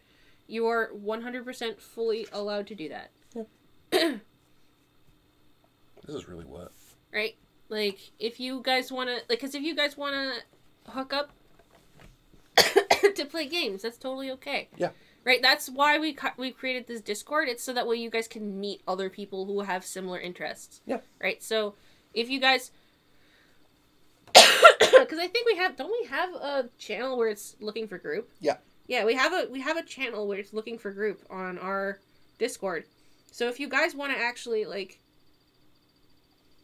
If you guys want to actually have, like, games with each other, then you can totally do that. Shallcron, you want us at a Texas Con, you tell a Texas Con we exist. Because... Yeah, Con Bravo does have a tabletop room so people can run games there. Yes. Yeah. So, like, if you guys want to run games there and be like, we're part of the D20 Life fandom, and we'll advertise it for you at that point if you want. Mm-hmm. Just let us know it's happening. Yep. I'm dying again. Well, we're done. Sam? I'm dying. We are done. You can die now because we are done. Sam? Sam? Sam? Babe? I'm dead. No, you're not. I died. Okay. If you'll excuse me, everyone, we're going to call it a night. I'm going to let... I'm going to let Sam resuscitate herself. I'm going to help Sam resuscitate herself. And then Sam died. Everyone was sad. But that does bring us to the end. Thank you very much for coming out, those of you who have remained all the way through. Space Burritos recipe card. Guys, do you know that giant burrito blanket? I want it so bad. I want it. You want it? I want a giant burrito blanket so that way I can be the great space burrito. But until then... Oh, Emmy Neon just got here. We're so sorry. Sorry, Emmy Neon. But you have 3 hours back date on YouTube that you can watch. I do apologize. Twitch. Or Twitch. But we have reached the end. Yeah. And, yeah. We're going to go get some dinner because we are hungry and you are dying. I am dying. I'm going to sleep. You're going to sleep? I'm going to take a nap. You're going to take a nap? I think you've worked overtime today. Thank you. I think you've earned your rest. Yay. This wasn't quite what I was expecting today. But we are going to have a good one. Also, if you'll notice, hang on. If you notice, we have a new Twitter handle as well as an Instagram. Yep. Which is and right I'm there. slowly going through the old logs to change it for the last year, just so you know. So, follow us on the new Twitter. Follow us on the new Instagram. Yep. Give a big old thumbs up. Smash that subscribe button. Ring that bell. And we will see you next time. Have a good one.